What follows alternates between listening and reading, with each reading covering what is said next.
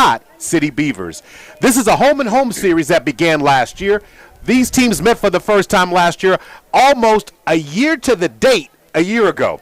Now, this was a great matchup last year. The Falcons were victorious in a close game, pulling away 40 in the fourth quarter, 30-20. The Falcons are 1-1 this season after a dominant performance, winning 81-0 over Douglas in the Soul Bowl. The Falcons played well in that game in all three phases. Congratulations, and a true congratulations to Darwin Franklin, winning his 100th game. The Millwood coaches are eager tonight for this game. They believe this game will provide a great opportunity to truly see where this team is. Tonight, the Falcons are facing the Scott City Beavers. They're 2-0 this season. Tonight happens to be homecoming, and the spirit is high, and the community is extremely festive. Now, the Beavers are looking to go 3-0 for the first time since 2019. Welcome, ladies and gentlemen, to Falcon Pregame, sponsored by Love Student of the Month. Love's Travel Stops and Country Stores would like to celebrate and recognize students who exemplify outstanding characteristics in the classroom and citizenship in the community.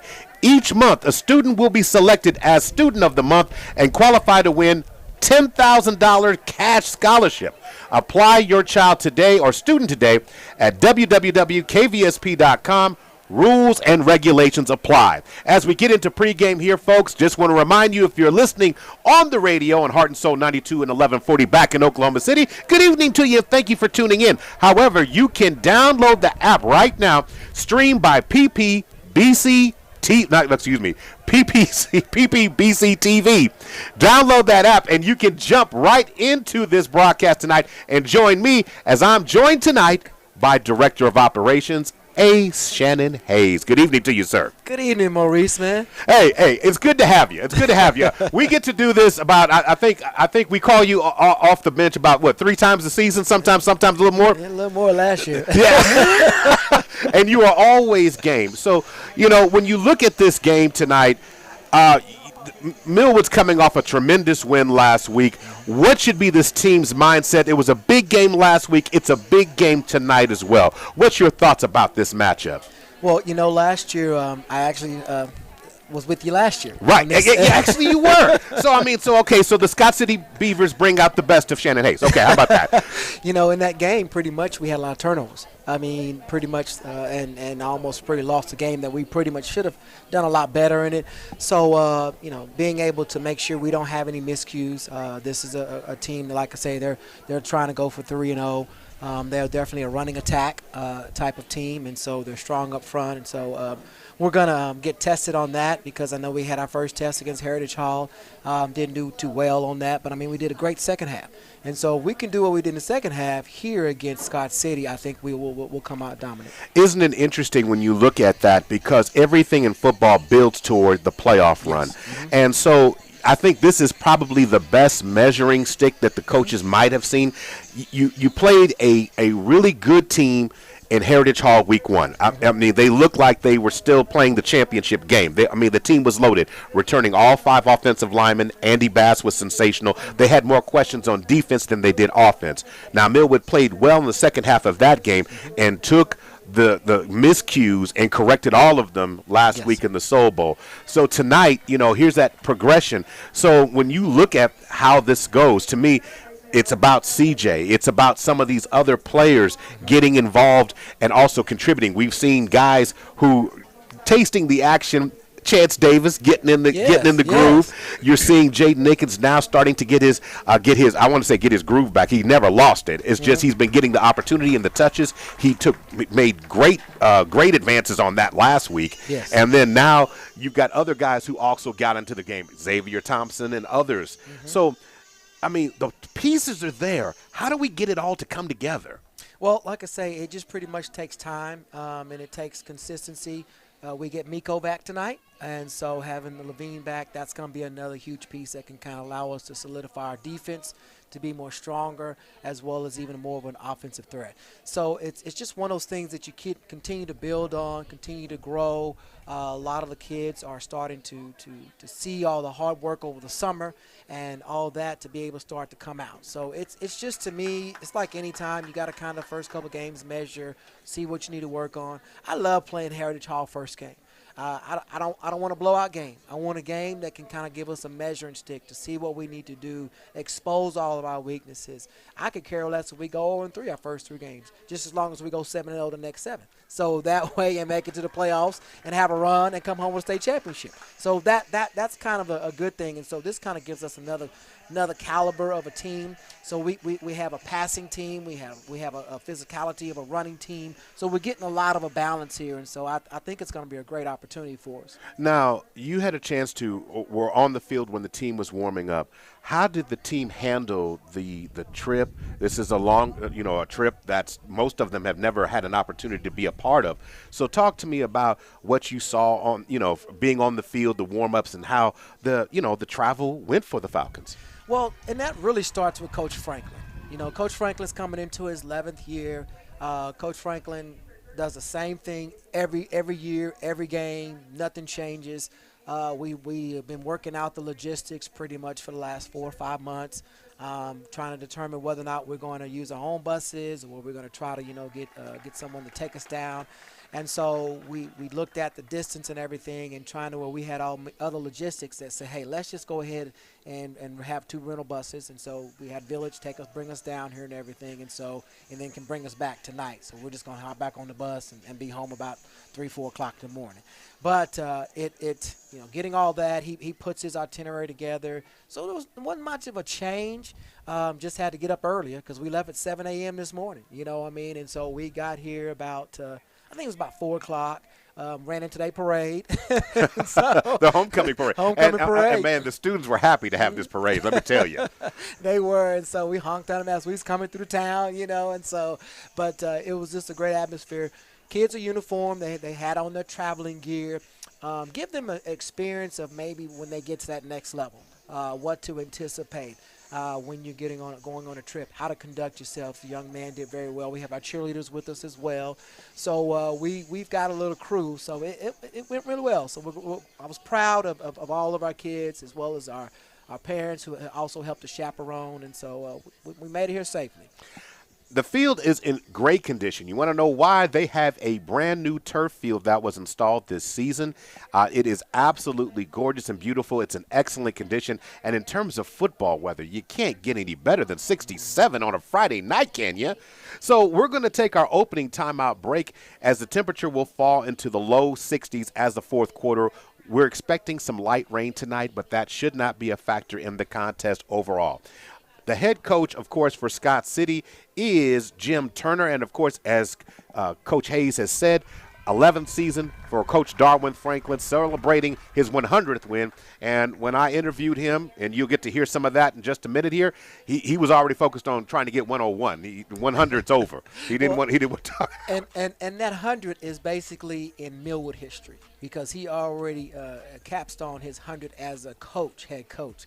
But this was his 100th, and it's significant because now he's the second winningest coach in Millwood history. So outstanding. And he got to share that with his family, and that was wonderful to see. Yes. Want to thank all our sponsors for tonight's game: Sunbeam Family Services, OG&E, the Millwood Enrichment Foundation, First Security Bank, A-Plus Lawn Service, Big O's Pork and Dreams, Chris and Christy Harrison of Heritage Funeral Home, Wings Supreme, Love Student of the Month, Super Prep, David Threet's Hair Cafe Cosmetology School, Barry's Insurance, and Perry Publishing and Broadcasting Company. You're listening to Millwood Falcon Football, sponsored by SSM Health and St. Anthony and Love's Travel Stops and Country Stores. We'll be right back. Oklahoma City loves travel stops and country stores. Hey, this right here is a fat butt. Everybody been hearing about it on the radio. You can come to my Millwood City location, 6003 Southeast 15, or you can go to my Edmond, 285 South Santa Fe. Come get you one of these taters. Injuries don't wait. For business hours, now you can be seen 24/7 for sports injuries. Whether you have a sprain or a broken bone, at the SSM Health Bone and Joint Injury Clinic at 13401 Northwestern.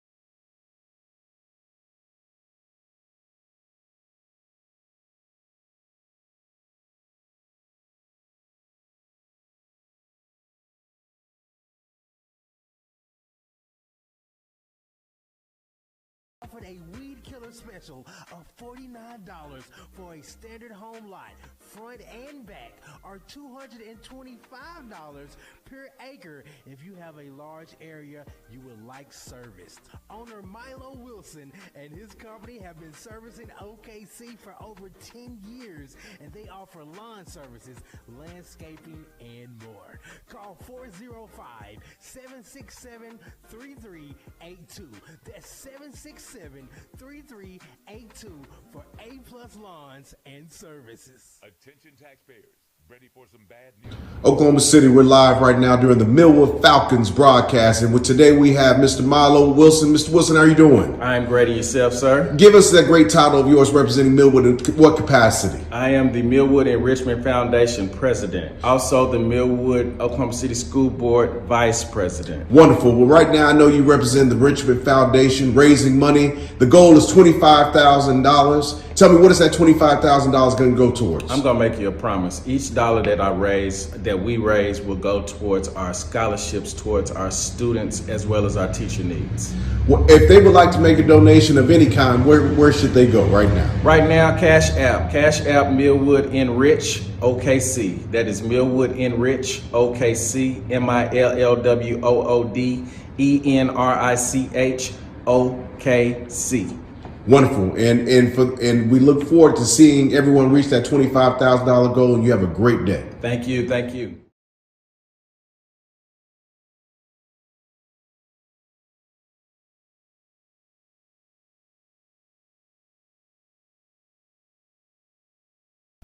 Sponsored by Love Student of the Month. Remember, to get that student that $10,000 cash scholarship, well, what you got to do, make sure you apply at kvsp.com to make sure that you are a part of it. One thing before we get into tonight's game, Coach Hayes, is a lot of talk has been this week about the Soul Bowl from last week. And, I had a chance to talk to Coach Franklin, and I'd like to hear your response to some things that he had to say when I talked to him early this week in regards to that game.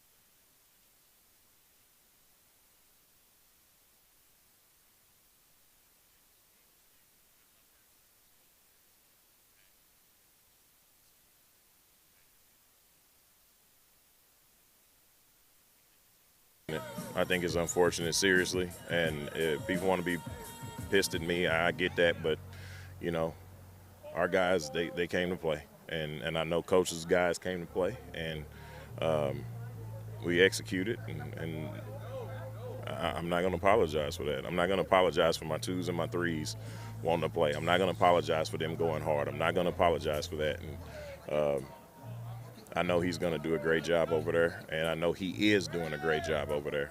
And I hope that they give him a chance to really do what he needs to do, because that's the hardest thing. If he's gone in 1 or 2 years, how people talk about it, it'll constantly be that way. And our staff has been blessed to have been together for 10 years, and the continuity is there, and you know, it means something for consistency still. So it's nothing but love from this side. You know, I'm the product of Trojans, so it's nothing but love here. But it's Soul Bowl, it's a rival, and our 2s and 3s was in. Coach Franklin had a lot to say, and I promised him that I'd play what he said in his entirety. He said he didn't want to be edited. He wanted it to be honest and an honest response. What were your thoughts about what he said there, Coach Hayes? Yeah, I mean, everything he said, I concur. The one thing that he left out was that we had a running clock second half. I mean, so we were even trying to make sure that we tried to get the game through as well. And the thing is that we have nothing but love and respect, and we understand that Coach is coming in and trying to resurrect and do some things as well. And that's a challenge, and that is a challenge because, you know, without continuity, you can't see success. It doesn't happen. When I know Dion and he can go get 60-something transfers to come in and be able to intimately start, he got to have belief, and those kids got to believe that he's there for them, and especially our young men.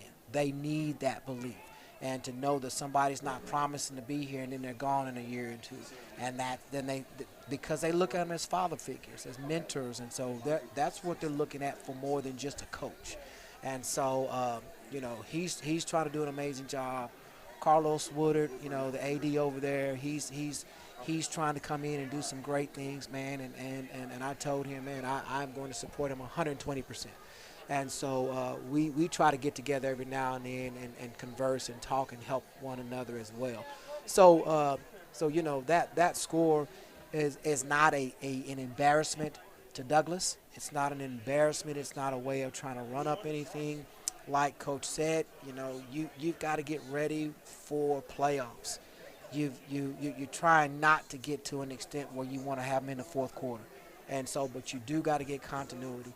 You've got kids who need those reps. Those 2s and 3s, they're fighting for a starting position. And the way, and I don't want to cut you off, but I have to say this, in Franklin's system, especially his system, those snaps, those are rewards. Those are rewards. In other words, football doesn't give you 20 games. In other words, you don't get all those games like you do in basketball, where there's opportunities to go deep within the bench and give other younger players opportunities. Mm-hmm. So these guys are saying, hey, I deserve prime minutes. Yeah. Now, I played hard last week so I could get a rep tonight against Scott City. I mean, that's the way it works. And I know it's hard to hear, but it just needed to be said, and I thought it was something that was absolutely necessary to be done. Changing gears and talking about Scott City, I talked to Coach Franklin about that. He automatically had changed his mind and changed gears and went right back to talking and focusing on tonight's game. Yeah, I mean, we're getting ready to figure out who we are, you know, to go on a big road trip, a long road trip, have to get off the field and go play a ball game and respond the right way and be prepared, mentally prepared for it. What Scott City does is just unconventional. You know, might not see it again, might not see it that often, you know, and when you do see it, they get to the line so fast offensively that we got to be ready to go, or they'll be coming off the ball fast. Very sound, very physical. Options. Now, the one thing about Scott City I will say is they're in the second year of a new offense. And it seems like last year they were learning it, Coach Hayes. This year they have a better understanding. However, as every school nowadays goes through, there is transition. There are players that stay. There are players that don't play. There are players that go to new sports. That basically we were 5 yards away, you know, less three yards away from winning a state title. He said if there were 3 plays and if we get an extra yard and keep them from another one, we win that game. So this team is now learning to operate without the Willie Mazes, the Ricky Hunts. But that was really big news you mentioned earlier. Could you repeat that? Miko is back tonight. Yes, Miko Levine was released on Tuesday. And so as he was walking into the facility, he had his knee brace in his hand. I said, man, don't come in here teasing me. I need to see if you're ready. And he's like, doctor said, yeah, doctors released me. And so we're excited. I think that's going to help team morale. I'm not sure how Franklin's going to play him. I don't feel like he's going to try to thrust him out there, just kind of leisurely try to see how he can do. But that'll be good because didn't want to try to have to start him on playoffs next week. So this gives him a chance to kind of get some reps in this game, so it doesn't matter win or loss.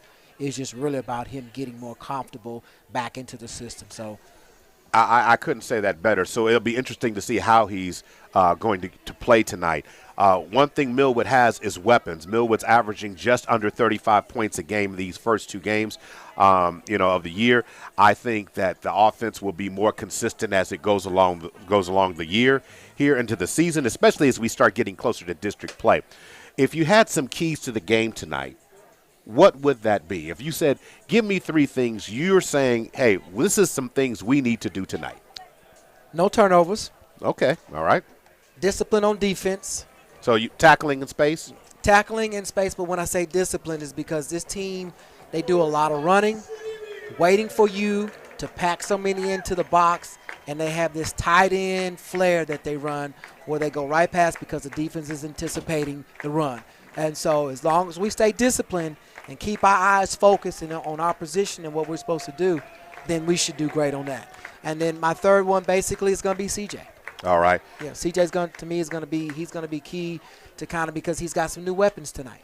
And so we are probably Bubba Davis, I think, is going to be starting tonight in place of Xavier Thompson. And so that's going to be a good key to hopefully he can get him comfortable, get him involved and engaged, and so that we can continue to transition on. Ever since the second half of the Heritage Hall game, and once he got the whole object of being hit and then learning how to place himself, then all of a sudden it started to become easier for him. Had some great catches in the Soul Bowl, and I expect that to continue to progress. I mean, it looks like every bit of a great possession receiver. Yes. And then you have Jaden Nickens, Mr. I can go a home run at any given time. And he's starting to find more gaps and be more patient. He's learning, to me, in football. Now, when it comes to basketball, we know about his elite skill set that he has being such a young man. But when it comes to football, would you say he has learned to not always use all the speed, but be a more finesse and be more precise in route running and positioning? That's kind of helped him out give him more explosive plays. To me, I think it's more about that you can't be a one-man person. That, to me, is the most thing I think he's learning is that he's got to lean more on his teammates. You can, in basketball, there's only 5 on the floor, and you can be a hot hand for a long time, where in football, it's going to take more to be able to kind of help. You need somebody to block. You need somebody to throw you the ball. You've got to have all these pieces in order to be successful. It's not a one-man person that can be able to do it all, and I think he's learning to trust and build being a teammate, as well as being able to understand using his abilities in basketball to transition over to the football as well. Using that vertical leap, coming up and using his hands and exceptional in that, working on his speed. So he's developing a whole lot of aspects of that. But I think the one thing, why it evolves even more, is just building that trust in his teammates. We're going to take a break and come back. And when we get back on the other side of things, it will be time for kickoff. The Scott City Beavers have taken the field, and the Falcons have also got on the field at this time. Falcons are wearing their blue pants, white jerseys with big M's on it. We'll be back on the other side as you get ready for Oklahoma versus Kansas. It's Millwood versus Scott City, sponsored by SSM Health St. Anthony and Love's Travel Stops and Country Stores. Oklahoma City, I'm Miles Perry, and I want you to tune into my show, Super Prep Live. Super Prep Live takes an in-depth look at the Oklahoma high school student-athlete and what makes he or she become great at what they do. Super Prep Live can be heard on OKC's CBS Sports Radio 105.3 and Instagram Live. Make sure you tune in and learn about the next great student-athlete on Super Prep Live with me, Miles Perry.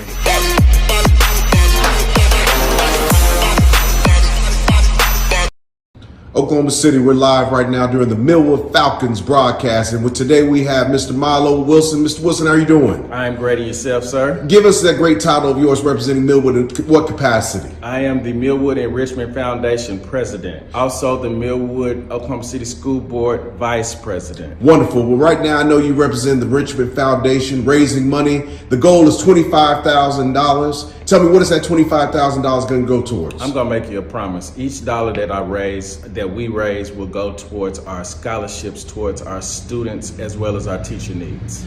Well, if they would like to make a donation of any kind, where should they go right now? Right now, Cash App Millwood Enrich OKC. That is Millwood Enrich OKC, MILLWOOD ENRICH OKC. Wonderful, and we look forward to seeing everyone reach that $25,000 goal. And you have a great day. Thank you. Thank you.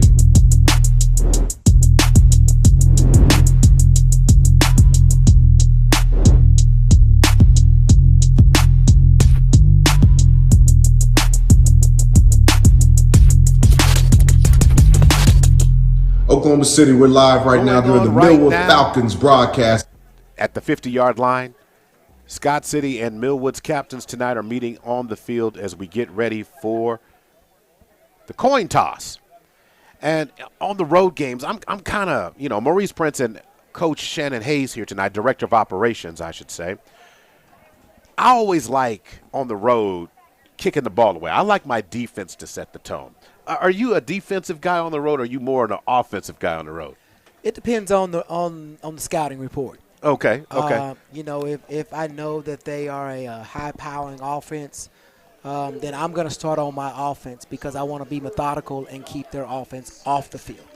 But if I know that their defense is, then I'm going to basically try another way. So that's me. It just depends on kind of what the scouting report tells us, and then we go from there.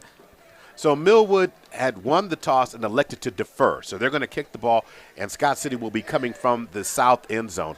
What a great environment and atmosphere tonight. And again, if you are watching or listening on 92.1 and 1140 on Heart and Soul, going to advise you to download the app PPBC TV. PPBC TV, download it, and you can watch the game right there on your mobile device. You'll be right here with Coach Hayes and I, so you'll hear every great Falcon moment tonight. Want to make sure we thank all our sponsors for tonight's broadcast: Sunbeam Family Services, OG&E, Millwood Enrichment Foundation, First Security Bank, A-Plus Lawn Service, Big O's Pork and Dreams, Chris and Christy Harrison of Heritage Funeral Home, Wing Supreme Love Student of the Month, Super Prep, David Threet's Hair Cafe Cosmetology School, Barry's Insurance, and Perry Publishing and Broadcasting Company. So back to receive the ball deep looks to be number 11, Alex Tarango, back there, and also number 33 is back there, Cesar Pegrino. So that will be the returners for Scott City. Falcons are set to kick off, and Friday night, under the lights in Kansas, the high school version of the Border War is here. Squib kick is going to bounce, and it's laying around on the carpet. Pegrino has to get it, and the Falcons cover him well. That's a funny thing about that football. It's kind of oddly shaped, and when it hits the ground, anything can happen, Coach. Yeah, it can. It can bounce any type of way, and so that was a great executional special teams. Kind of pinned them down on the about around the 26, so I think that's a great start for us. So that's good momentum. So let's see how we capitalize on that. So the kick is going to have the ball down into the 25-yard line, and it will be 1st and 10 from that spot. Ball snapped, going right up the middle. Good open field tackle there by number 21 for the Falcons that time. That looks like Tommy Fisher. Tommy Fisher in on the tackle for the Falcons. Falcons going to have to get ready because the Scott City Beavers play with tempo. They do, and they're a high-powered 90%, 95% running team. So taking the ball out to the 30-yard line, so a gain of 5 on the play. Going to run the ball again. This time tripped up in the backfield. Nice job. Handoff and a single back formation to number 16. That time Avery Knoll with the carry. Yeah, good tackle by 44 there, Kenneth Childs. And so excellent tackle by him coming up and sealing off that edge. So great pursuit right now, getting him in the third down. I think this is going to see if we can get him off the field. Gain of 1 on that last play, setting up third down and what will be about 6 yards to go. Going to throw it to the outside, and that pass is knocked down on the outside. Great pass defense on that play, but looks like by Kobe McGrary getting out there and making a great play for the Falcons. Yeah, and that's that one play I talked about in pregame. You know, they got that tight end. That's pretty much probably their bread and butter. I mean, he looks like he's about 6'3", 6'4". Just throw it up, man, and let him catch it. So, and he's also the punter and the kicker, so. All right, so number 44, whose win is intended for, Jackson Rumford. He's going to punt the ball away. And back to return the ball tonight is Jaden Nickens. Kick is away. Nickens is going to field it at the 33-yard line. And it's going to be brought down. Great open field tackle by the Beavers on that one. Great coverage. Tackle looked to be done on that one by Colin McDaniel. Yeah, great open field tackle. That's Nickens' first time being a punt returner, but he'll get the feel of it when he gets in there and understanding how to kind of. As you had mentioned, Xavier Thompson, who more than likely would normally be in that position, is not active tonight. Yes. So 1st and 10 now for the Falcons. Ball spotted at the 31-yard line. CJ calls Chance Davis, Bubba Davis in motion, and they're going to hand the ball right up and Lamar Davis is going to take the ball out to the 35-yard line. Looks like a gain of 4 yards on the play, and that's a good way to start off the drive. Yeah, a good push by that line. Great start. So I think Searles is on that side. I mean, they got a couple of good veterans, so we'll see if they continue to go that. Gain of 6 on the play, setting up 2nd down and 4. 4 receivers, trips to the right side, single back. Ball is snapped. CJ is going to fling it out to the outside in the flats and going to get cut down immediately again. Great open field tackle by Colin McDaniel. Catch was made by the Falcons. Was that number 11 on that? Was that Donovan Knight? Mm-hmm. Donovan Knight. No gain on the play, so it's going to be 3rd down and short yardage. Yeah, when you have to come that long side of the field, that pass has got to be quick to where that defense can't react as quick, and you can get a chance to get up the field, at least get 3 or 4 yards. So 3rd down and what will be 4 yards to go. 9:48 to go. 0-0 is the score. 2-back format. Going to try and hand it around, and CJ has nowhere to go. Great read by Jackson Rumford, bringing him down in the backfield. The Falcons are going to lose a little bit of real estate on that. We're going to say, no gain on the play. Yeah, they kept that strong side of that defense, number 44, that defensive end. I mean, he's pretty much one of their veteran players, and so I think you got to kind of try to stay away from him and keep on that other left side. Okay, it looks like CJ's going to punt the ball away and back to receive the ball deep. Tarango's back to get it. Turnbull's going to kick an in low kick, and is going to take a nice Falcon roll inside the 20. Inside the 15, and it just keeps taking a nice little Oklahoma roll in Kansas. Down inside the 15-yard line. Looks like he's going to down that at the 12? No, or the 13. He's saying that we touched the ball on the 26. I don't believe that, but, you know. Need instant replay in high school football. Yeah, we do. Ball's going to be down at the 26-yard line, but it's still going to go down as a beautiful kick. Oh, yeah, definitely. Flipping the field back to the, so I say the 26-yard line for them. Their second possession. So second possession, that's right. 8:53 to go. Full backfield, and this time again the Falcons do a great job cutting down the ball carrier Griffin Edwards.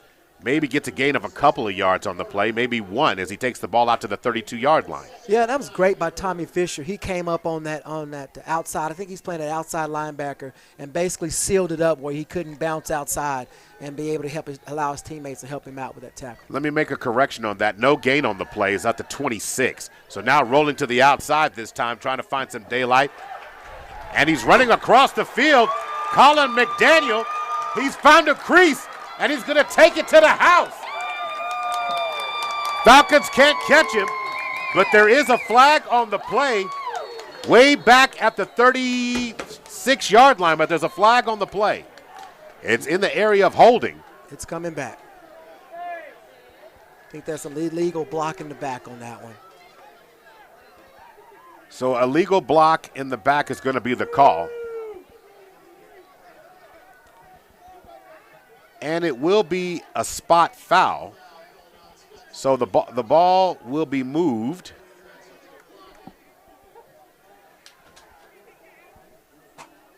I'm going to move the ball back inside the 25, back to the 20. So illegal block. That was huge. That's a huge penalty. Takes a touchdown off the board, but it also explains why someone was running wide open in the field. You know, seemed like nobody was around him. Well, that's because he was pushed down. So we're looking now back at about second down, and would it be 15 yards to go. They're going to fling it to the outside. Ball is going to be caught by Tarango. Tarango looking for some space to operate, gets nothing to do as he's surrounded by Falcons, eventually brought down by number 83 for the Falcons. Looks like that is Robert Wilson in on the tackle. So we're looking like third down. About 13. Third down and 13. Yeah, this is good. So let's just try to maintain our composure, be disciplined, and let's get off the field. So 3 receivers, and before action gets started, a little miscommunication. Dead ball is going to be a false start against Scott City. It's going to move the ball back inside the 20 now, back to the 19-yard line. Yeah, they're going the wrong direction right now, which is good for us. Field position will be at a premium in this game here. So kick, going to throw it over the middle, screen pass, middle screen, and still rumbling down the field. Got to beat a Falcon, and a good saving touchdown tackle by Griffin. Not by Griffin Edwards. That's a great open field tackle by Robert McCrary, who made a great open field tackle. If not, that's to the house. Mm-hmm. It is. That's that big tight end, and he's not easy to bring down. And so that's what I was talking about, discipline and the understanding and knowing. And so right now we're being caught on the eyes of the quarterback. So 1st and 10. Ball's rolling around loose on the ground. The Falcons are trying to get it, but it looks like Scott City was able to recover it.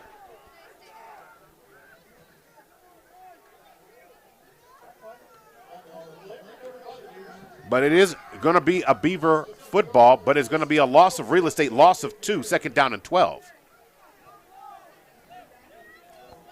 Yeah, they just didn't get too much that misdirection sometime, and you can kind of lose the cadence and understanding how to get it all. And he never got in the breadbasket, so 21 never got a full exchange from the quarterback. 15 seconds on the play clock, 6:25 to go in the first. 0-0 is the score. We've got now 4 receivers trips to the outside, and then going to get running outside, going to run that option, and the Falcons, great pursuit on the outside.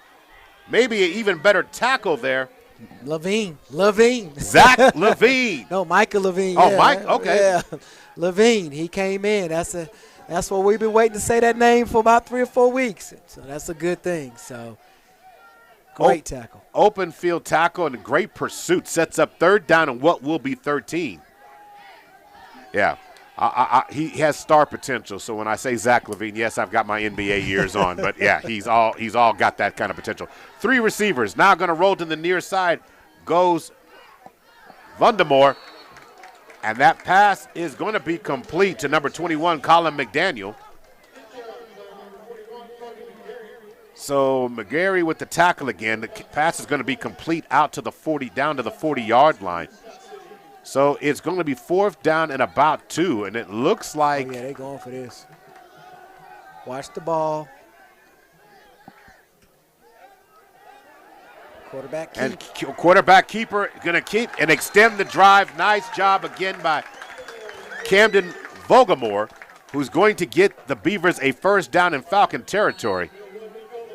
Going forward on 4th and 4 and doing a great job to get the 1st down there, taking the ball down to the 30-yard line. Strong possession right now going on here for the Beavers on their 2nd possession of the night.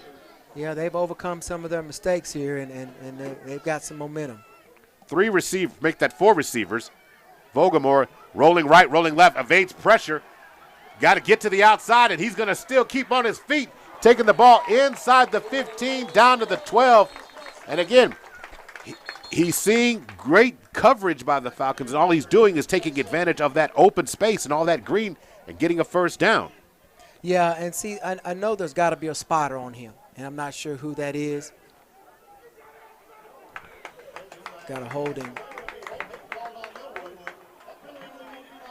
Okay, so holding on Millwood is a penalty is going to be declined, but nonetheless is going to take the ball down to the 13-yard line. So I'm not sure who's supposed to be the spotter watching that quarterback. But that was a gain of 23 on that quarterback. Basically, coverage was wonderful. He just pulled it down and ran. And Coach Franklin and the defensive coaches on the sideline were not too happy about that. There's a flag on the play. Going to try and throw it across the middle. That pass is going to be intercepted. And still on his feet. Is that Levine? Oh, that's Carter. That's Cameron Carter. He's taking the ball to the 20-yard line. However, there is a flag on the play. Okay, that penalty is against Scott City. It's declined. So interception, Cameron Carter taking the ball to the 22-yard line, returning it. Great job. He dropped back in coverage and zone, revved the quarterback who tried to force a pass. I guess he thought it might have been a free play, and it ended up being a free play for Millwood. Yeah, definitely. I didn't know where he was throwing because I thought there was more whites than there was blues in that area. But Cameron Carter on that and advanced the ball back out to the Millwood 22-yard line. So the Millwood Falcons get their second possession of the night, 1st and 10 from that spot. CJ calls Jaden Nickens in motion, double tight end set, and now going to run it right up the middle with Lamar Davis, it looks like. And looks like Davis is going to get a couple of yards, taking the ball out to the 25-yard line. So Davis, gain of about 3, out to the 25, so 2nd down and 7 on that. And to me, you got to steady the ship. Yeah, I think we need to kind of keep compounding that left side and see what we can get. 2-back formation, 2 receivers split. Davis comes out, and they're going to run it right up the middle, nicely read by the Beavers. There was no movement on the O-line for the Falcons on that time. The Beavers clogged it up, and there was, short gain on the play. 3rd down after a gain of 2, 3rd down and 5. Yeah, they didn't bite on that motion, and so that should have basically known, hey, that's when you maybe adjust, because I wonder if her second option was to be able to throw it in the flats. Anthony Keys was on that last carry, so 4 receivers, 2 stacked on the interior. And before things get started jumping across, it's going to be encroachment, looking at the side judge, against Scott City. So it's going to be offsides, and that's going to help the Falcons. It's going to take the ball out beyond the 30 to the 31-yard line. Yeah, so that gives us a better manageable down here on 3rd down. So 3rd down and 1. So the Falcons look like they're going diamond here. 2 receivers split, and we are. We're going diamond formation. 2:59 to go. No points on the board. And low snap. CJ has to corral it, and they're going to lose here because that low snap, CJ had his eyes down the field trying to get the play off, was having difficulty securing the ball. It was able to do so, but by that time the Beaver penetration got in there and stopped him. Yeah, and basically they're in that diamond formation, but when you're in that diamond formation, you're supposed to be able to hit somebody. And I've got people walking out and who you're hitting. I mean, you're releasing, and you got to definitely put on a body so that when you make sure your quarterback's protected. So it just. CJ's going to again kick the ball. High kick into the night sky. Retreating to get it is Tarango, who's going to fair catch the ball inside the 25-yard line. Looks at about the 24. So 3rd possession coming for Scott City, who was moving the ball earlier, doing a great job, but was not able to, do anything significant with it. After they turned the ball over, after driving down the field, nice job by the Falcon defense. So the Falcon defense is going to have to rise to the occasion again. So, I talked about my keys to victory, and right now we're 0 for 2. So, okay. I mean. Yeah, no turnovers, discipline, and then CJ. Yes, and so we've got to. In the backfield, the Falcon defense gets good penetration on the play. It's going to cause a loss of 1 on the play. So I think that's going to spot the ball now at the 24. So the ball, the kick was to the 24, loss of a yard, back to the 23. Defense is bending, but they're not breaking, and so that's a good thing. Yes, it is. 1:39 to go. Back again Turning the corner. Quarterback sweep to the outside. Forcing them out of bounds. The Scott City crowd believes that should have been a flag on the play. It was close. It was close. It was very close. It was close. But I think they saw him pull up. So I think, So a great run is going to give Scott City another first down at the 44-yard line. Out to the 40, yeah, it is to the 44-yard line. A gain of 22 on that last play. So going to work again, right up the middle this time. Breaking tackles. Falcons have got to wrap up and bring down. Great strong play by Colin McDaniel. Breaking through Falcons on that play, shaking them left and right. Ball out to midfield. Yeah, gain of 6. We just got to continue to get some penetration. We just got to wrap up. We got to wrap up and continue to be strong. 1:08 to go in the first. No points on the board, but the Beavers threatened just a series ago. Looks like they're en route to try and do so again. Missed tackle at the 50. Going to be cut down after a gain of 2. Good open field tackle that time by Jamarian Franklin on the play. So 3rd down and 1. Down to the 47. So they got to get to the 46 for a first down now. Well, they're already in 4-down territory. So, they're less than 2 yards away from the first. They're going to go for it regardless of if they don't get on this 3rd down. 4 receivers, 2 stacked on either side, and they're going to give it once again. So Vogelmore is going to get another first down, but it is a Beaver first down to the 45-yard line, and that may be the last play of the first quarter. So first down and 10 with 11 seconds on the game clock, and it looks like Coach Turner is going to be content with ending the first quarter and letting us have a second bite at the apple on the other side. This time updates being brought to you by A-Plus Lawn Service. Now, do you want your home and lawn or company to lawn green to look good, full and healthy? Then call the professionals at A-Plus Lawn Service, and owner Milo Wilson and his staff will take great care of you. Just call for an appointment today, 405-535-5139. That's 405-535-5139. Time for us to hit a break. We'll be right back. You're listening to Millwood Falcon Football, sponsored by SSM Health at St. Anthony and Love's Travel Stops and Country Stores. At OG&E, when severe storms strike, our crews get to work. But did you know that every day, rain or shine, we're striking the perfect Hey, this right here is a fat butt. Everybody been hearing about it on the radio. You can come to my Millwood City location, 6003 Southeast 15, or you can go to my admin, 285 South Santa Fe. Come get you one of these taters.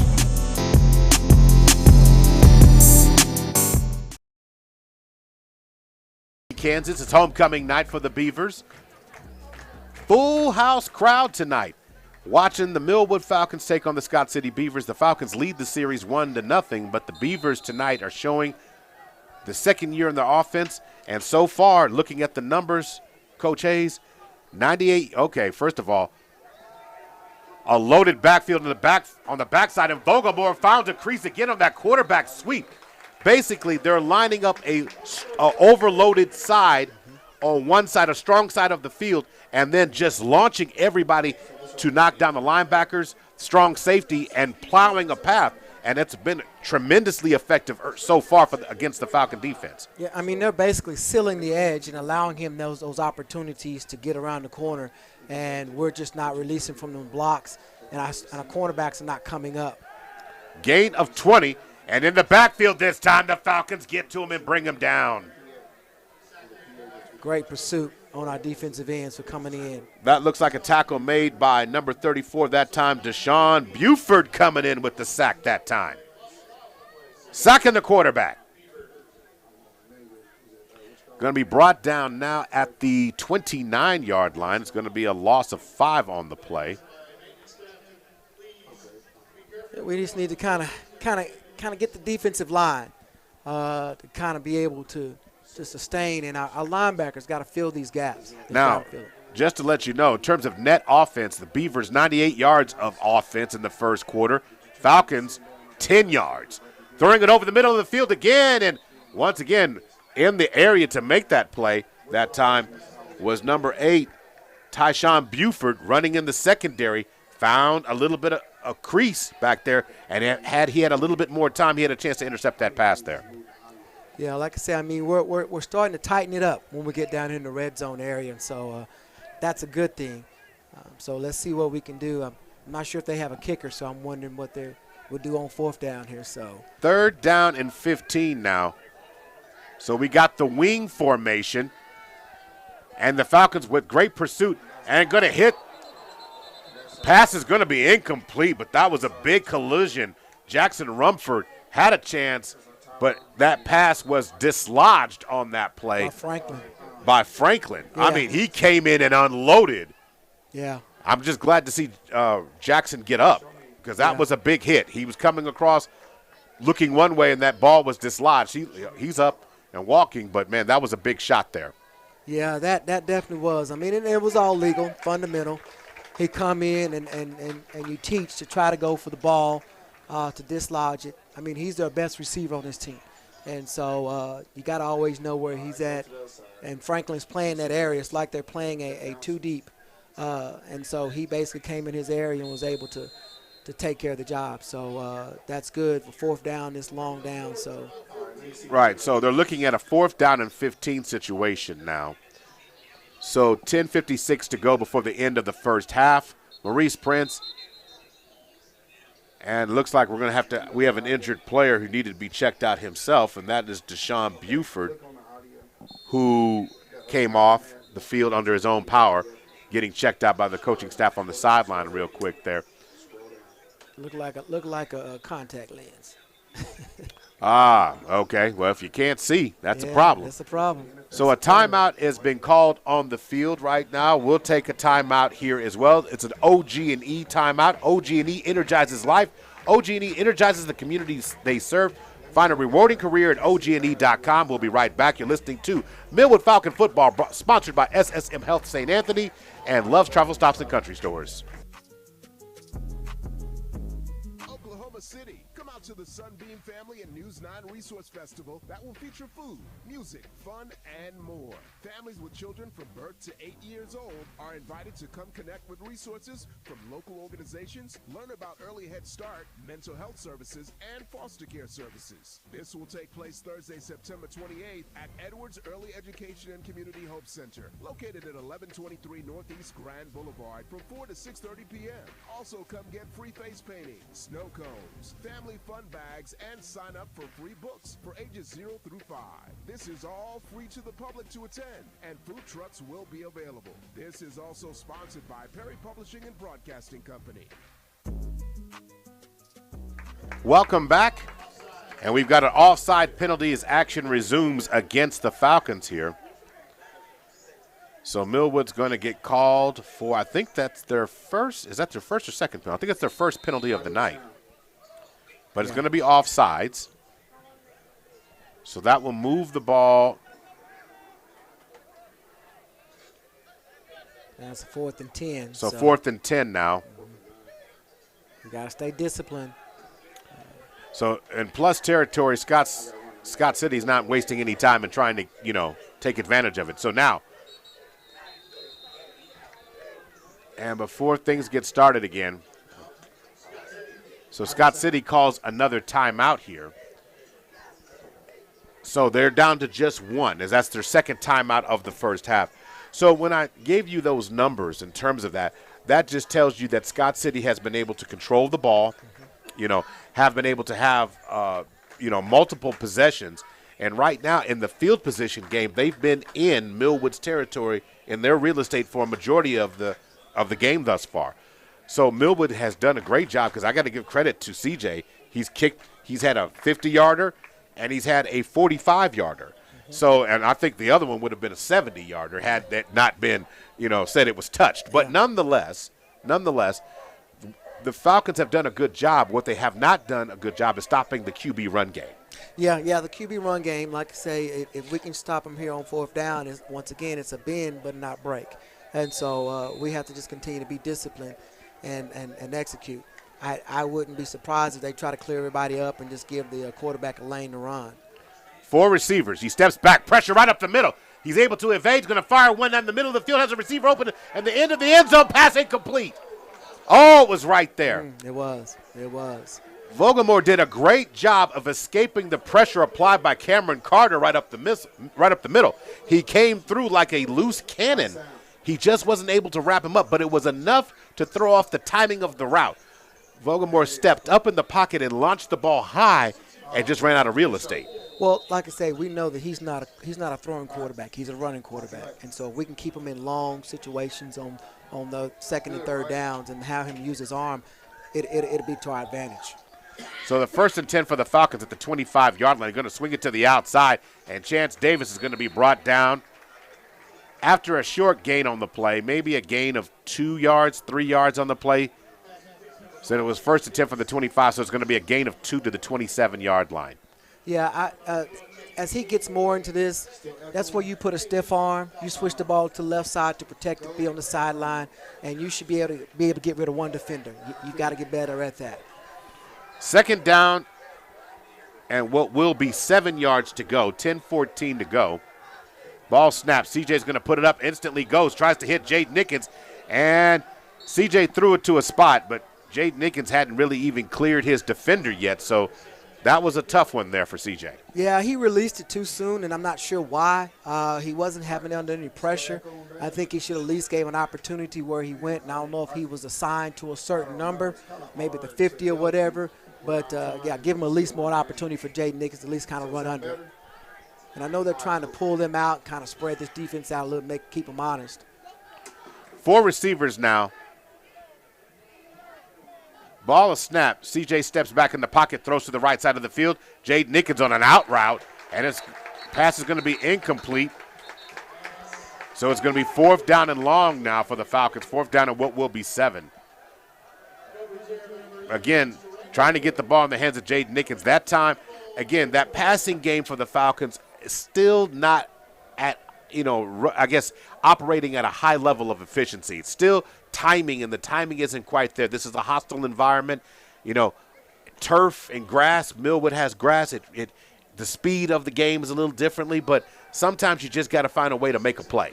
Yeah, and like I say, when you're talking about trying to get chemistry and timing, Xavier Thompson is somebody that can definitely help to spread the field as well. And you can see how we're missing him as well is key to our offense. And so, you having some new players come in and try to get that rhythm with CJ. And so that's kind of a challenge as well. And this is a different team. This is a timeout on the field called by the Falcons. We're going to stay right here. And I'm glad you brought that up because I remember how amazing it was. You and I called the game, and I think it was against Hennessy, not the game in – where was it? Not the Hera last year, the playoff game where we saw the maturation process for CJ come into form. Yeah. He led this team. He became a different quarterback that game. Mm-hmm. And then from there on, he was making key plays and key moments for the team. Mm-hmm. But you had experienced guys. You had a core of guys that automatically had, knew what to do, were comfortable in the offense. Now this year he comes back and there's a lot of expectations on this young man's shoulder. Mm-hmm. And so he's trying to learn at the same time how to lead, how to stay in the moment and not let the emotions get to you. That's called being a young quarterback. Absolutely. Like I say, you're no longer a freshman, you're a sophomore. And so now you've had some experience. And to make it to the state title game and also have a championship is huge. So like I say, it's chemistry, consistency, trusting in yourself and believing in your guys is kind of all that process of that chemistry. And so that's kind of what they're still working out. And, you get a good rhythm last week, and now you haven't changed some positions right now. And so kick of about 32 yards on the play, 9 minutes and 48 seconds to go. We have no score on the clock right now. For a team that averaged 50 points a game, for a team that averaged 30 points a game, nothing's on the clock right now. But a lot can change because we got a lot of football to play. Big run right there by number 16, Avery Knoll. There's going to be close to another Beaver first down after a gain of 8. But see, the linebackers are not coming up sealing those holes. They're sitting back on their heels. They need to come up and plug those gaps, and they can be able to stop that where they get, almost 8 yards on first down, and that's key. They're sitting back 4 or 5 yards back off the line. Ball is snapped and trying to get to the outside, and it's going to have enough for a Beaver first down, or it's going to be really, really close at the 47-yard line. So they did that bet on that pursuit. They came up, and you can start seeing them hats slant coming in with those gaps and being able to attack. And with our speed, we got to use that to our advantage to get in there quick enough before those guards can pull and be able to seal up and be able to make those holes for those running backs. 3rd down and what will be 1 yard to go. And going to run it. Vogelmoor is going to get to the outside against he gets to the corner and was able to get to the outside and will get a first down inside the 49-yard line at the 39. Once again, that QB run game, that QB sweep to the outside has been tremendously effective against the Falcons because they are able to kick out that seal, and there's all that cutback in real estate after that. Yeah, once again, this left side is just not sealing. They're not coming up. So going back to work again, going to get the ball to the outside and to the H-back, who turns around. He takes a major shot by Cameron Carter, but not before he gets about 6 yards, taking the ball inside the 30-yard line, inside the 35-yard line, down to the 34. Gain of 5 on the play. Yeah, I think we need to bring one more person down. And it looks like maybe they're doing some adjustment now because they were in a 4-3, so maybe now they're going to a 5-2, maybe kind of get a little bit more pressure. All right, trying to run the ball. Vogelmoor is going to run to the outside. He's going to lob it over the middle of the field, and a one-handed interception by Cameron Carter. Carter with his 2nd pick of the game. He's single-handedly right now. Not single-handedly. I'm just going to say he's the best receiver for the Beavers right now. Best receiver for us right now, too. He 2 for 2. So. Oh, tremendous play that time.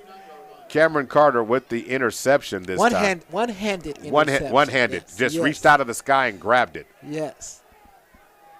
That's Sports Center material right there almost now. No, it certainly is. Certainly is. So, going to give the ball. Little trouble there with the exchange between quarterback and running back between CJ and Keys.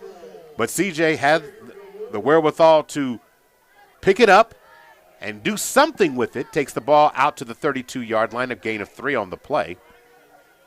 Not the traditional way he would like to get it, but he did get it.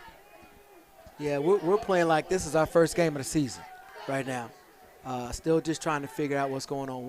It's interesting you bring that up. Let's address that in a second here. 2-back situation, 3 receivers, twins to the right side. CJ. Keys comes in motion. Going to fake it. Wants to fire it. He's got a bunch of real estate. There you go. CJ to the 40, to the 45, and then runs out of bounds.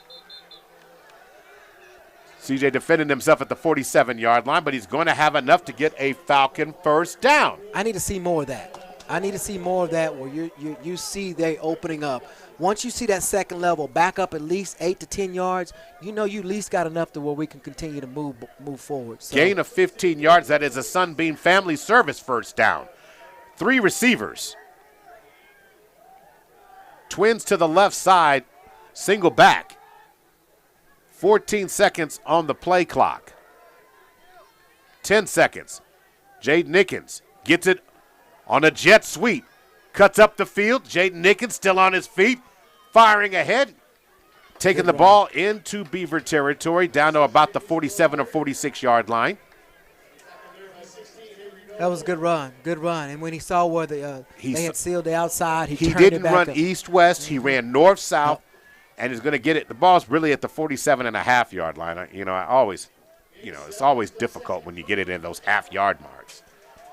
But Jaden Nickens taking it down.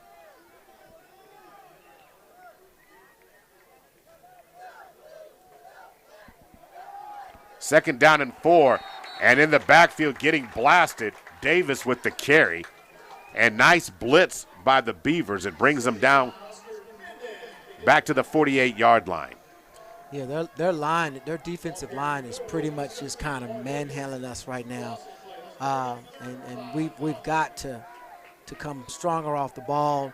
We got to stay on those blocks, keep driving, moving our feet, keeping our hands in.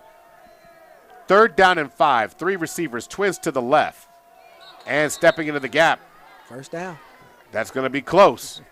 That penalty, depending on the spot of the ball, offsides against the Beavers. First down. And they're going to give it to them. First down for the Falcons. Ball will be spotted at the 43-yard line. That's the one thing I like about artificial turf. The lines don't lie.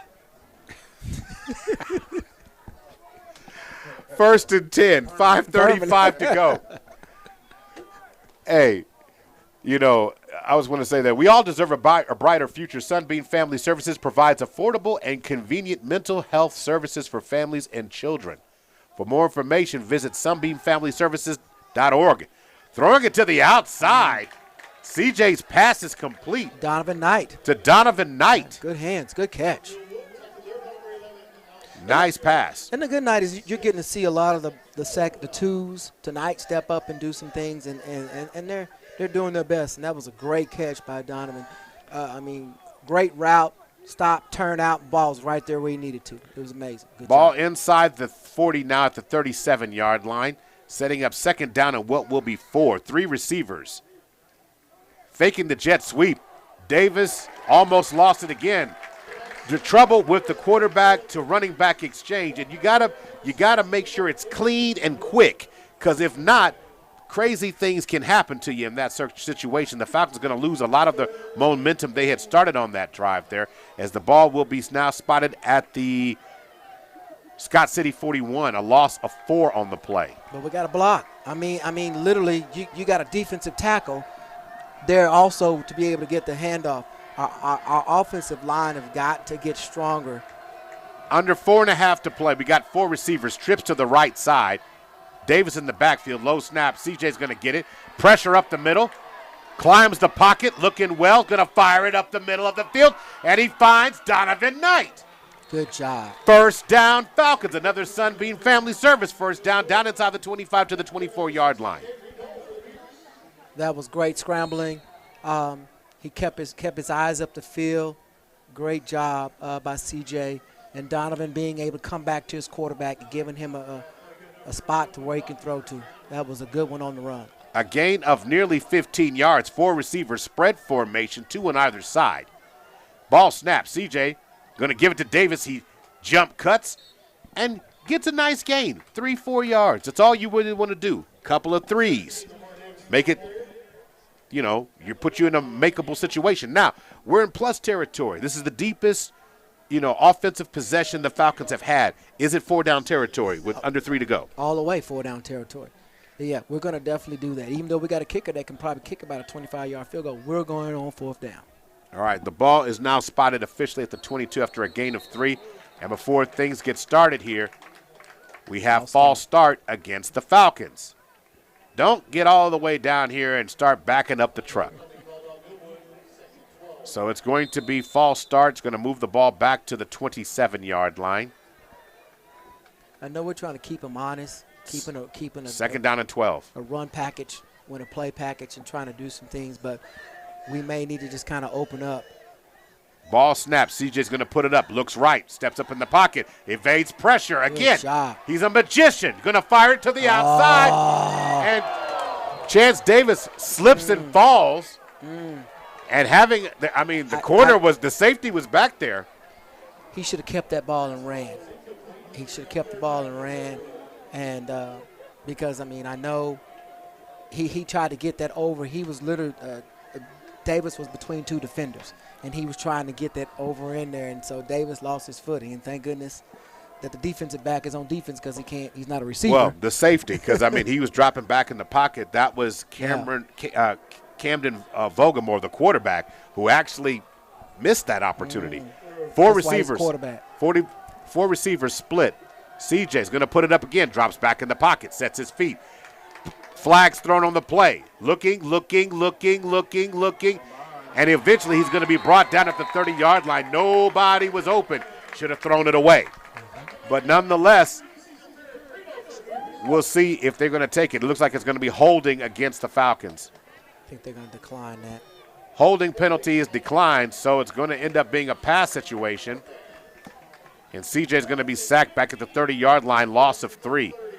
So 4th down and 15.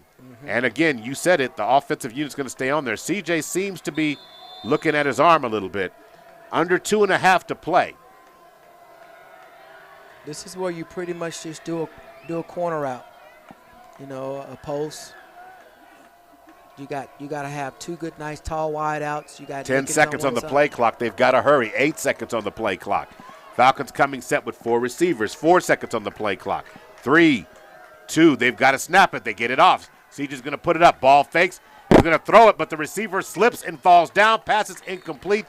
Jaden Nickens is asking for a flag, but that's in this case, it just looks like he slipped. And again, on the home field here, you got a question about how your cleats are in action. It's a cool night, so there got to be some slick spots out there. Some dew from the evening, because like I say, it actually was sprinkling a little bit, so it's a little the light wet. rain, yes. Yeah. So I mean, so it's going to be a little slippery, and you don't know if you have the right cleats for this type of field. So got to make all those kind of adjustments. This is where that spatting doesn't do well. You need to kind of have all the cleats you can for it to make your cuts. And it can definitely be, I mean, the home team has an understanding of what they need to do. Wing formation. They're going to throw it. And cutting down Vogelmore on the side. Nice job that time by Levine. Levine making a great job, making a great play on that. Great job making the play. No gain on the play. 2nd down and what will be 10. 1:45 to go. A game last year, which was 30-20. Yeah, we didn't score any points until like the second half pretty much, wasn't it? I think we were down. It was just close all the way. It was nip and tuck all the way. Vogelmore's looking for somebody. He's going to throw it across the middle, and that pass is incomplete. And the situation now is if you're the coach, you probably would have rather him run because it stops the clock. The Falcons have 2 timeouts. However, it's 3rd down. I expect them fully to run the ball here. So the Falcons got to tackle and understand that they're going to probably do quarterback sweep. Quarterback sweep. Now the question is, are we going to do it to the short side of the field or are we going to go to the long side? The ball's on the right hash right now. I would go to 44. Ball snap. They're going to throw it. Pressure. Screen pass over the middle of the pass. And so it's going to be because he falls down after making the catch in the middle screen, tight end screen. So it's going to be 4th down and about 8 after a gain of 2. And it looks like a timeout with 1:08 to go by the Falcons. It's an OG&E timeout. We're going to stay right here. Reminder coming up, the Millwood and Richmond Foundation halftime report. It's coming up. We'll take a look at the stats and break down some numbers a little bit. But, you know, that tight end screen, you called it. This time, the pressure, quarterback tried to lob it over the top, wasn't – you know, and I'll give credit to Jackson Rumford, who had a difficult first half, took a big shot, sold out to make a great reception, but he fell down. And, of course, this is not NFL. When you touch the ground, you're down. You're down. And like I said, I mean, you've got 5 of our guys in the backfield. Somebody's got to know that 2 or 3's got to stay on the quarterback, and then the other 2 got to release back when to it's help too easy. On the next level. It's too easy. I mean, that's just too easy. Jaden Nickens back to receive this punt. So Jackson Rumford's going to punt it away, and the Falcons are poised to get good field position with 68 seconds to go. High end over end kick, and it looks like it's going to go out of bounds. And it is going to go out of bounds, and we're going to see where the official spot is. There is no flag on the play. So it's going to be good field position as the ball will be spotted at the Millwood 40-yard line. So you're talking about a kick of about 20, 25 yards on that play. But 62 seconds to go. You've got 2 timeouts. I think you've got to find a way to attack the middle of the field and get behind those linebackers. But you got to find a way to do it. 4 receivers. CJ calling for it. Steps back in the pocket. Pressure. And he's going to get brought down as that pressure gets to him. brought down at the 32-yard line. Good open field tackle that time by Cesar Pellegrino. You got 5 offensive linemen against 4 defensive linemen. And so defensive end 44, he's coming off the edge. Loss of 8 on the play. And number 13 pretty much just comes up through the gap. 34 seconds to go. So now Falcons have 18 seconds on the play clock. Not everybody's hustling. Coaches are imploring them to do that. 4 receivers, trips to the right side, 10 seconds on the clock. Snap, CJ's going to put up screen pass. Davis has it. He dances, still on his feet at the 30. A flag is coming in as he's bounced out of bounds. But there is a penalty flag on the play with 14.5 seconds to go. Holding. So it looks like it's holding against the Falcons. So let's see what Coach Turner decides to do here. And it is a spot foul. Now, if you choose to try to run the clock, holding. If you take the penalty, it's going to take the penalty. So that second down again. So the holding penalty is against Millwood. It's going to move the ball back to the 22-yard line. Yeah, we're not going to run another play. We're going to go into halftime 0-0. So it's second down and what will be 28 yards to go. 3 seconds on the clock. And that is the end of the first half. A big-time game, the border war between Oklahoma and Kansas, Millwood versus Scott City. No points on the board, folks. We'll be back in a few minutes with the Millwood Enrichment halftime report coming up next. You're listening to Millwood Falcon Football, sponsored by SSM Health at St. Anthony and Love's Travel Stops and Country Stores. Oklahoma City, we're live right now during the Millwood Falcons broadcast, and today we have Mr. Milo Wilson. Mr. Wilson, how are you doing? I'm great, and yourself, sir? Give us that great title of yours representing Millwood in what capacity? I am the Millwood Enrichment Foundation president, also the Millwood Oklahoma City School Board vice president. Wonderful. Well, right now I know you represent the Enrichment Foundation, raising money. The goal is $25,000. Tell me, what is that $25,000 going to go towards? I'm going to make you a promise. Each dollar that we raise will go towards our scholarships, towards our students, as well as our teacher needs. Well, if they would like to make a donation of any kind, where should they go right now? Right now, Cash App Millwood Enrich OKC. That is Millwood Enrich OKC, MILLWOOD ENRICH OKC. Wonderful. And Oklahoma City, I'm Miles Perry, and I want you to tune in to my show, Super Prep Live.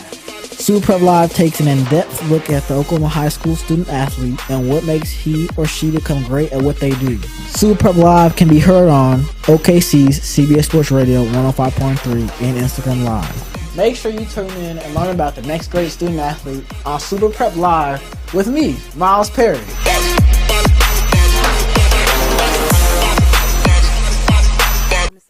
Injuries don't wait. For business hours, now you can be seen 24/7 for sports injuries.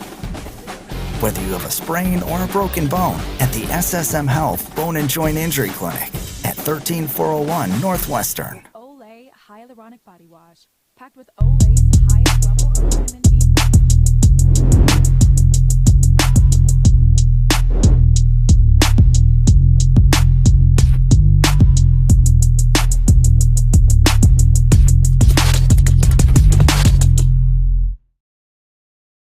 Oklahoma City Loves Travel Stops and Country Stores and Perry Publishing and Broadcasting Company are proud partners in recognizing some outstanding high school students who are setting the standards in and out of their classrooms with our Student of the Month program. Each month, a chosen high school student will be selected Student of the Month. The winner will automatically qualify to be selected Student of the Year. For winning Student of the Year, the recipient will win a $10,000 scholarship paid directly to the college of their choice. Please take time to nominate a a student who exemplifies outstanding characteristics in the classroom and as a citizen in our community. Just go online at blackchronicle.com. That's blackchronicle.com to nominate a student for the Love's Travel Stops and Country Stores Student of the Month. Rules and regulations apply.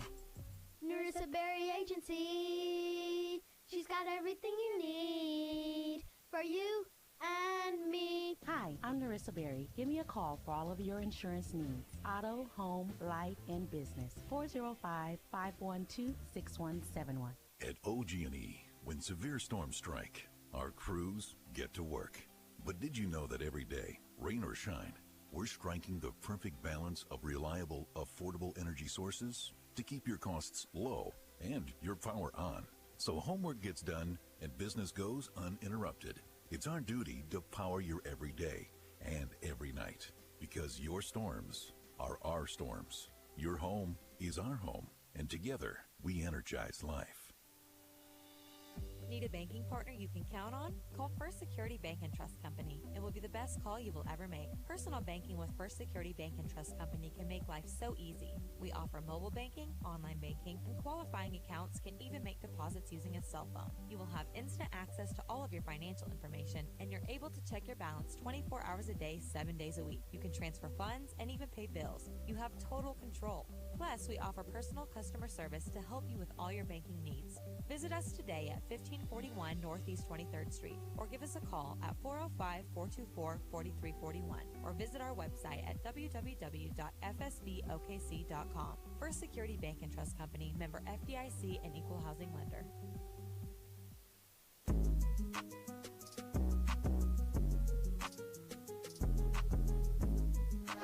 Welcome back to the Millwood Enrichment Foundation Halftime Report.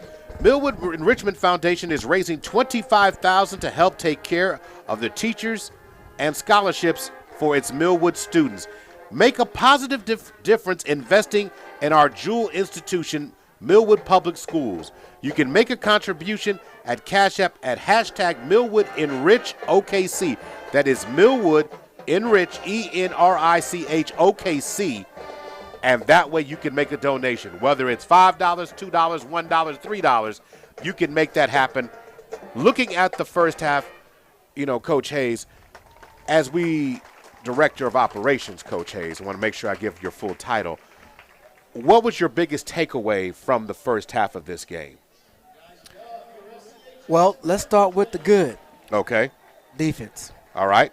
Turnovers. And those turnovers were key in crucial times. And that's why the defense has bent, but they haven't broken. And so you're going to have to – they're giving the offense opportunities to score by stopping Scott City. Offense, I don't really have much per se for offense right now. There's still a lot of chemistry issues.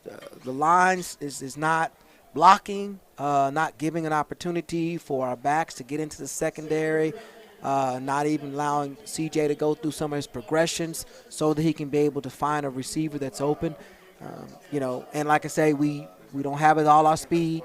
Xavier, Zaire's out, so those are some key pieces that gives us a little more speed that we can spread the field. You've got people playing in positions that they're not used to. So, there's just a lot going on right now. So, at halftime, you go in and say, hey, guys, kudos to the defense. Thank you, defense. You're still keeping us in the game. Offense got to come back out and say, hey, we need to step it up. We need to be stronger firing off the ball, staying on our blocks, just giving them going. Give me at least a 6-7 count. If you can at least give me till 3,000, 4,000, that way give him time to go through his progressions. Just clean up a few of those things. I'll take a 7-0. Okay, now, exactly. I'll take a 7-0. What this has done is changed this. This is not about to be a track meet game. This is going to be a ground and pound game, and the team that can make the least amount of mistakes. So let's go back to your keys of the game. I think that's important.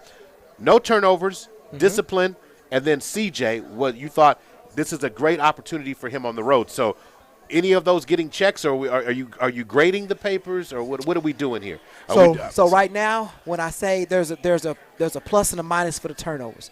So the plus is that, well, I'm saying no plus on both sides. When I turn the ball over on offense and plus for the defense, they got 2 turnovers. So, so that's a good thing. When you talk about being disciplined, I'm saying we're probably about we're about a C minus. Okay.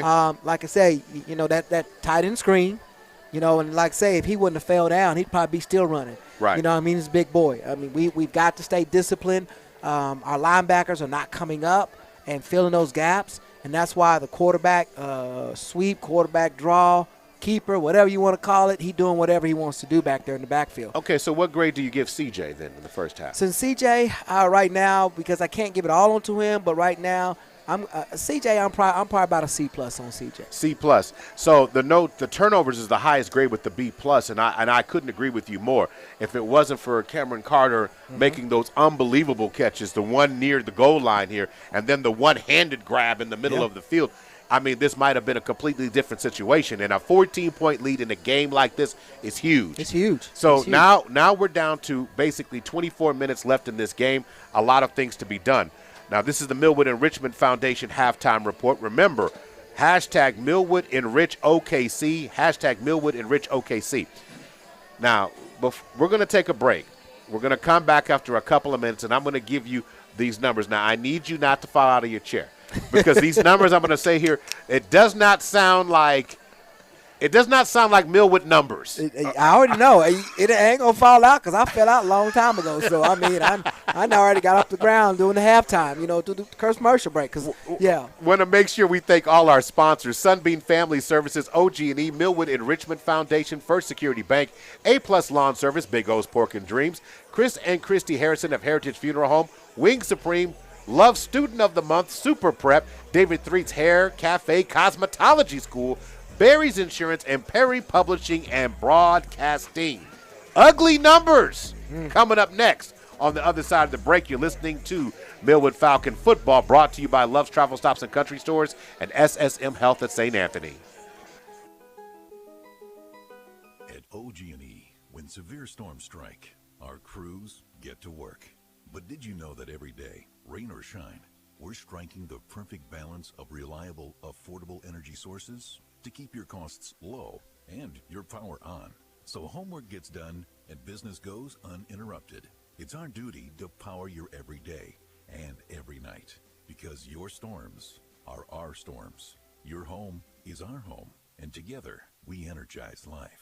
Oklahoma City Loves Travel Stops and Country Stores and Perry Publishing and Broadcasting Company are proud partners in recognizing some outstanding high school students who are setting the standards in and out of their classrooms with our Student of the Month program. Each month, a chosen high school student will be selected Student of the Month. The winner will automatically qualify to be selected Student of the Year. For winning Student of the Year, the recipient will win a $10,000 scholarship paid directly to the college of their choice. Please take time to nominate a student who exemplifies outstanding characteristics in the classroom and as a citizen in our community. Just go online at blackchronicle.com. That's blackchronicle.com. Injuries don't wait.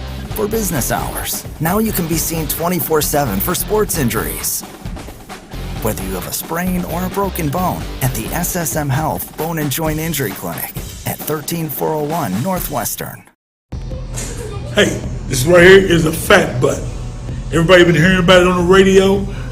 You can come to my Millwood City location, 6003 Southeast 15, or you can go to my admin, 285 South Santa Fe. Come get you one of these taters.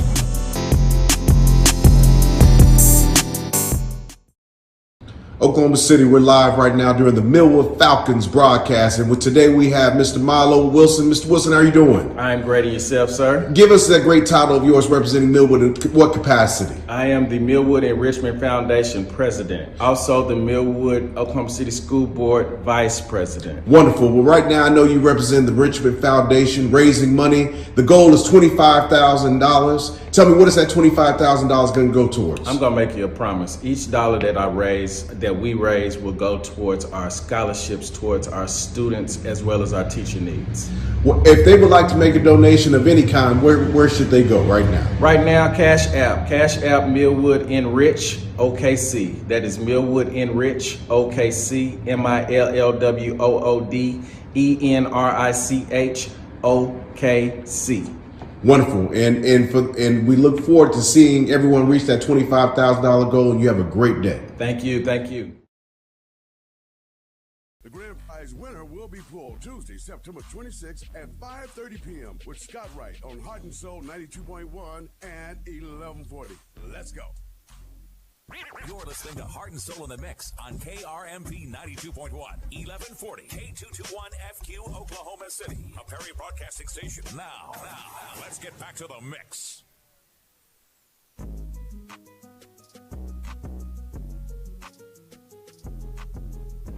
Welcome back to the Millwood and Richmond Foundation Halftime Report. Maurice Prince and Director of Operations Shannon Hayes. Also, he's a coach, folks. That's why I always refer to him as coach. That's how I first initially met him. So I'm spoiled. I get to use dual jurisdiction when I talk to him, but his official title is Director of Operations. Now, I had mentioned to you that there's some ugly numbers coming your way. Do you have anything that you would like to throw out there and what you believe Scott City has and Millwood has in terms of numbers? Do you have anything you'd like to throw it out there? I would say Scott City is anywhere from 150 to 175 total offense, and I'd say Millwood's probably about around 85. Okay, you're 50% right. Okay, Scott City's official total is 140 yards of total offense right now. Millwood is just 45 yards of net offense, and that is a number that you're not used to, anyone is used to hearing from the Falcons, given what we've seen. But we also know we've got some of the best coaches when it comes to adjustments. So what adjustments do you feel need to be made in the second half of this one for the Falcons to get in it? I mean, field position was a big deal, but as you said in the last segment, turnovers is really what hurt Scott City. And so, what adjustments do we need to do here in the second half? Well, I think we need to bring another either lineman or either a tight end on that side, so we can be able to kind of spread more a little bit, or even hit up through the gaps on offense. Definitely offense has got to do better blocking, but maybe if we bring in an additional blocker, especially on that side where number 44 is, and kind of at least chip him off where he continues off of his rush. I think that would be a key to it. Miko Levine, to me, would be another key, kind of maybe bringing him in a little bit on offense. I would wait till probably fourth quarter. We can just kind of keep things close. And then just kind of still getting some of those short slant routes. We're always trying to do the long balls. But let's just get some of those 5-yard increments. We talked about that during the break. Just getting us where we're continuing to move, getting our defense to get some rest, but also getting some continuity. With 45 yards of offense, you're not getting any consistency. No, you're not. And I'm glad you brought that out. As the coaches are talking in the middle of the field, Coach Turner and also Coach Franklin are out there right now. And I love what you said there. When the score's 0-0, it's a brand new game. So we know that you're going to have to there's 24 minutes left in this game. So time of possession and field position become the next two other elements to win. Because if your defense is tired and you're on your own side of the field, there's likely that the other team is going to score in that situation. When it's time of possession, you keeping them from having more opportunities also helps you. So to me, those two factors mixed in with what you said will give the Falcons what they need. Now it's up to the players to execute now. That's for both teams. That's not just a Millwood thing, a Scott City thing, because Coach Turner's going to say the same thing. We were their own worst. They'll say the Beavers were their own worst enemy in this game. 2 turnovers and plus territory. Not necessarily the red zone, but that's really what stopped them. And then, stick to what they do best, and what they do best is running the ball. So when it comes to Millwood, it's tackling and shutting down the edge and forcing the quarterback run game back inside where there's more help. So to me, that's something that's also got to happen. I'm just interested more than anything else than the Falcons continue to do what you said, discipline, good wrapping up form tackling, and keep going, because understand the Beavers are going to keep hitting you. It's the old, what they call it, the axe in the tree. You just keep chopping. Yep. And eventually that tree's going to fall. And eventually the tree's going to fall. But that can work both ways. So, I mean, that's what's got to happen here. Yeah, and like I say, we get the ball coming out second half, so let's see what the offense does. Let's see what Coach Black, Coach Franklin, and them are doing on offense to make some adjustments. If we can come down and set the tone, by getting a good, methodical drive.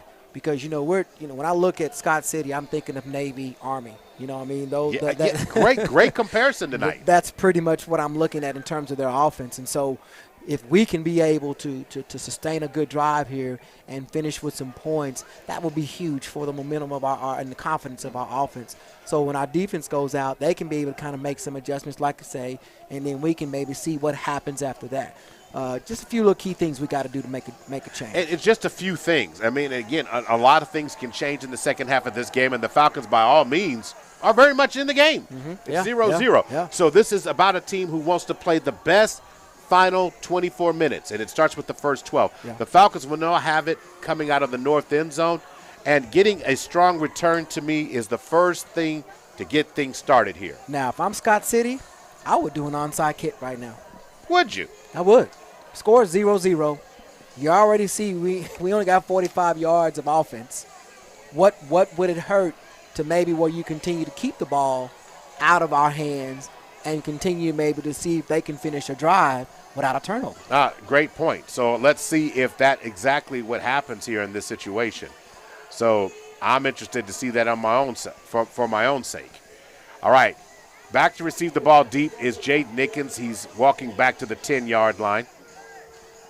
Needs to come up a little bit, in my opinion. But I would say that, too, and watch the gap between, your front line. And, again, of course, you see the Millwood coaches making the adjustment right away. Mm-hmm. So if they're going to put the ball down, and you've got a running back in Keys standing in the middle of the field at the 30-yard line. So that's a good hands player for the Falcons. So Jackson Redmond going to kick this ball away. 12 is on the clock, and the second half of the game is officially on our way. High end over end kick. It's going to be fielded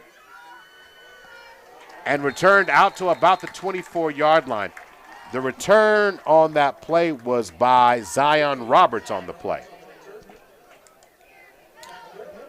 So Zion Roberts returns the ball out to the what will be received at the 24-yard line, and 1st and 10 from that spot. So 24-yard line, 1st and 10 for the Falcons. Now getting to see what CJ and the coaching staff, what Coach Franklin has for CJ and the Falcons. 3 receivers, trips to the twins to the right. Going to throw the ball over the middle of the field, and you asked for a pass in the middle of the field, and we almost got it. Pass incomplete, intended for Franklin. Mm-hmm. Yeah, and that's pretty much start keeping them to where they're going to start backing out, because they're keeping a lot in the box. They're keeping everybody on the edges and sustaining where we can't get out on the edge with our speed. And so you've got to be able to start hitting these gaps. Jackson Redmond of Scott City has, of course, got 4 down linemen running what looks to be a 4-3 defense right now. High snap over CJ's head. He gets it. Just needs to try and throw it away. Gets out of the pocket and fires a pass. Beautiful. Complete to Donovan Knight. He made something out of nothing. Mama, look and see what I did. Wow. Wow. Either that's a hold or an illegal man downfield. Oh, it's a legal man downfield. Yeah.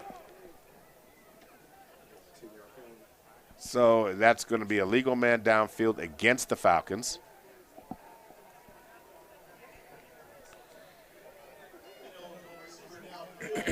So that's going to move the ball inside the 15-yard line back to the 14-yard line. So definitely a loss of 10 on the play. So it will be second down and what will be 20 yards now. 4 receivers. CJ trying to run and tries to fire it outside. And that's to Jade Nickens. Pass is incomplete, but that was a tough from get-go. Mm-hmm. You're running on the side that features the best defensive lineman for the Beavers and Jackson Redmond's side. So all he did was occupy 2 Falcons and pushed them back into CJ. Yeah, like I said, I mean, I think they're doing that because they want to keep CJ kind of uncomfortable. So he's going to have to roll out. He's going to have to roll out to his left side. Just to try to maybe stay away from Jackson. 4 receivers now. Trips to the right side. CJ has it. Snap. He's got it. He's going to put it up. Pressure up the middle. He's going to have to unload it. He's going to fire it to the outside. That pass is going to be caught by Jade Nickens. So it looks like the pass is going to be caught at about the 27-yard line.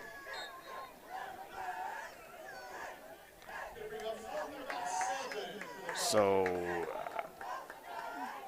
where's that official spot? Is that the 27-yard line? Yeah, I think so it gain is of a 13. 27, yeah. Mm-hmm. So gain of 13 on the play. Will be 4th down and 7. CJ's going to kick the ball away. High kick. Going to be fielded inside the 25. And dancing and still on his feet. And going to finally be brought down after an excellent return by number 11, Alex Tarango. I mean, he danced, he jigged, he did all kinds of moves on homecoming night. Yeah, and that's really your gunners didn't take a right position. I mean, you had a great kick, and that's why, like I say, I can give CJ a C+ because it's really because of his kicking has been probably his best for us right now. And so you look up and you got him a perfect kick, and they don't basically keep him inside of the cage where everybody else can kind of help. So you gotta go down. I mean, he's I didn't know he could kick like that. I think this is the first game he done did any kicking. Yeah, that I've seen him like this. Okay, all right. So and then we got a block in the back. So that's going to move the ball back inside to the 16-yard line. So 1st and 10 Beavers. Now this is an opportunity for the Falcons. And a great running play by Redmond's going to take out to the 25-yard line.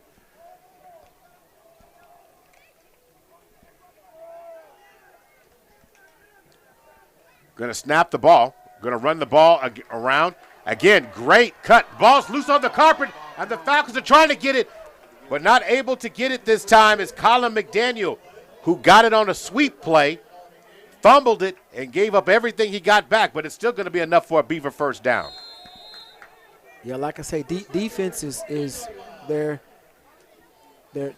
getting bent, but like I say, they're still hanging in there. And so I just want the offense to start executing before they break. So that's what I'm like. You're asking a lot. So ball's handed off to Redmond. Not Redmond. That is handed off to number 41. Looks like. See, they've got like two Edwards. They literally have 2 lead blocks every time that basically allow him to be able to get up, and they've got his guard and tackle just basically sealing out and allowing them to come in to basically help when those linebackers come up. We've got to adjust as they move. All right, trying to get the ball in the outside sweep again. And once again, making defenders miss. Sweep play again by Colin McDaniel on the outside is going to get another Beaver first down. And then, you're seeing a lot of action here, and the Beavers have just been spectacular overall here in the second half, going back to what makes them what they are, Coach Hayes, and that's running and pounding the football. Yep, so now they're going to probably go right this time. And you called it. And going to the outside right away is Vogelmore, and he's going to take the ball back out to the 46-yard line. And the reason why I can come up with that is that they're basically running the same side 44 zone. Right. I mean, if he's not getting the ball, he's the lead blocker. He's leading. They got lead blockers out. They're coming downhill. And about time we get in pursuit or whatever, or even get a chance, they're already about 6-7 yards down the field. So the ball is officially now at the 46-yard line for a drive that started inside the 15-yard line, and this time again, running through tackles. Avery Knoll this time. But it's going to be a first down for Scott City. And now they get the ball across midfield into Falcon territory down to the 41-yard line. Tremendous run, and again, being true to who they are. The Beavers had a drive like this on their second possession of the game, and this one's looking just like it as the Beavers are continuing to use the ground game. Yeah, they didn't do anything wrong. Like I say, they self-imposed their mistakes. Okay, a flag is on the play as Colin McDaniel runs out of bounds. And it looks like, so we're going to see here what the call is. Holding against Scott City. It's a mistake, that one of the few mistakes they've made on this possession here, but the holding penalty is going to be big. It's going to move the ball back close to midfield. Did that happen inside of the pylons? I mean, or? No, it happened inside the 30-yard line. Okay, all right, because that was 7 I counted. Okay, all right, now. So it was 3 yards inside. Okay. So first down and what will be almost 18 yards, and this time they're going to put it up. Vogelmore feeling pressure. Evades one sack. They're going to fire it over the middle of the field. It's going to be intercepted again. And then a shot comes at the end of the play. Great interception on that play by Jamarian Franklin. He's getting into it. It's not trick or treat. It's not Halloween tonight, but it sure has been some treats for Millwood. Well, you know, last year they turned ball over 5 times last year, if you remember. And so that's what kept us in the game and allowed us to be able to score so many points in that fourth quarter where we came back out and we pounded. So that's their Achilles heels is these turnovers. And so we've got to be able to just maintain and take advantage of them right now. So intercepted at the 39, returned out to about the 42-yard line of Millwood. And then after that, you tack on the penalty, and they're going to swing it out to the outside. It's going to be caught by Chance Davis, who went down to make the reception, which is actually one of the best things to do in that situation. Yeah, just make the reception. We got 5 yards, manageable second down here. And so we just got to continue to do that. We don't need to get it all in one play. Just continue to keep moving the ball. Build confidence, you know. Chase, Donovan McKnight, I mean, they're doing a great job, great hands. So now, Keys cuts to the inside, stays on his feet. Nice balanced run. Nice job absorbing contact, taking the ball down to the 35-yard line. That's a good run, good run. Snaps are better. I've noticed the snaps are more cleaner, better on the handoffs. I'd continue to go back and run that again. You know, there was a missed block on that pull and tackle. So if they be able to continue to put a block on it, he's still running. 2-back formation.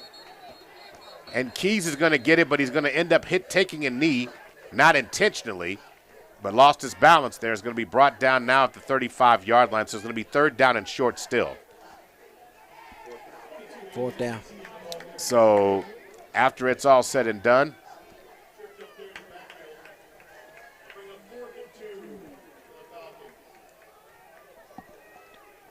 Donovan McKnight would be my go-to right here.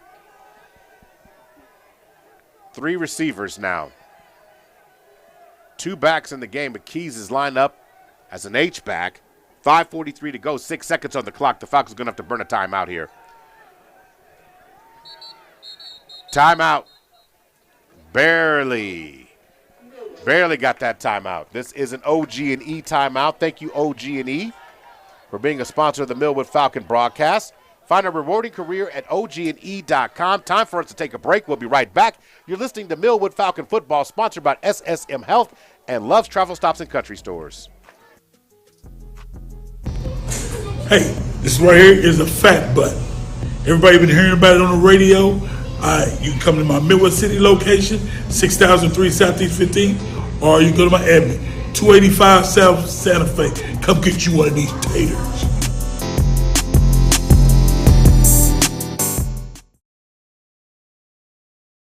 Injuries don't wait.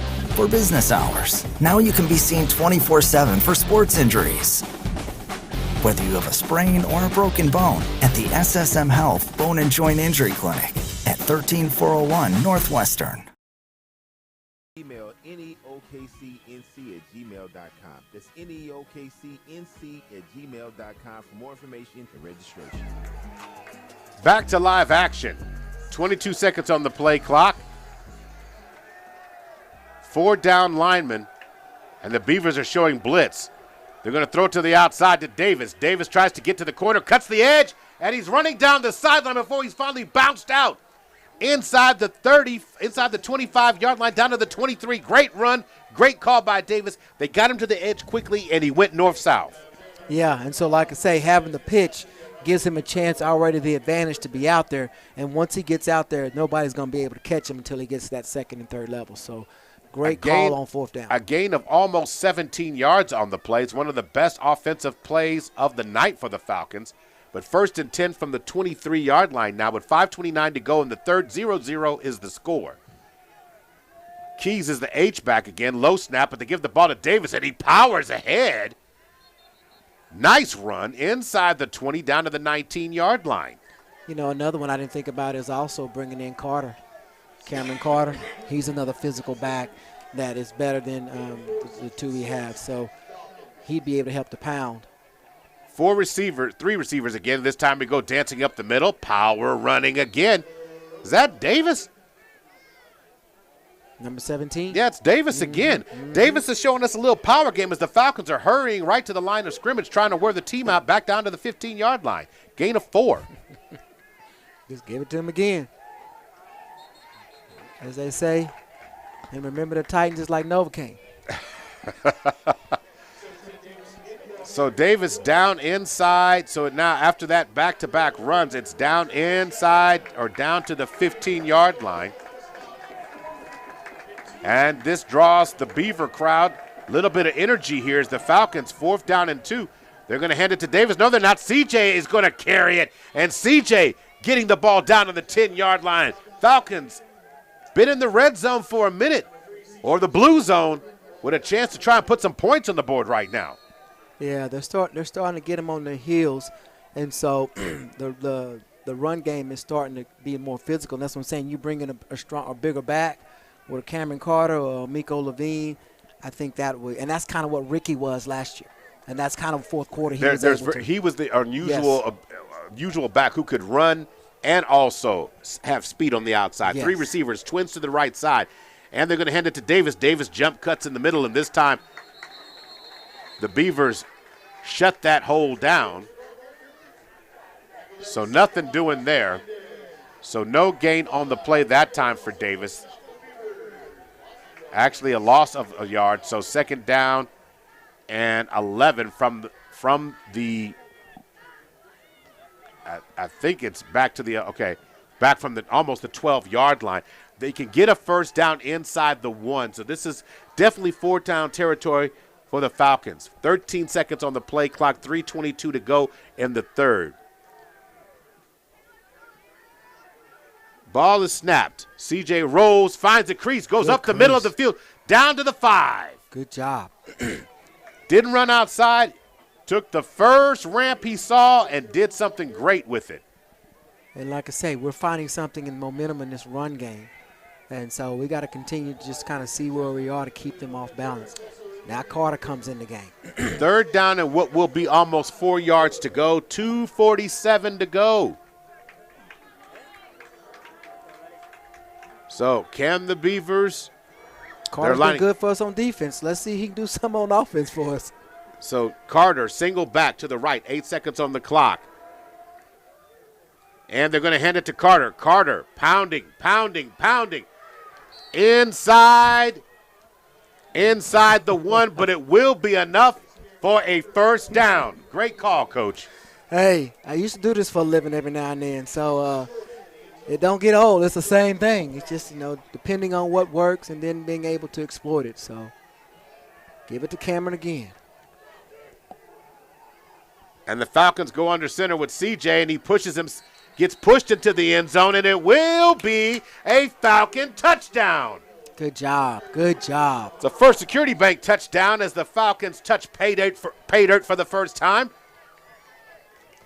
6-0 is the score, 2:04 to go.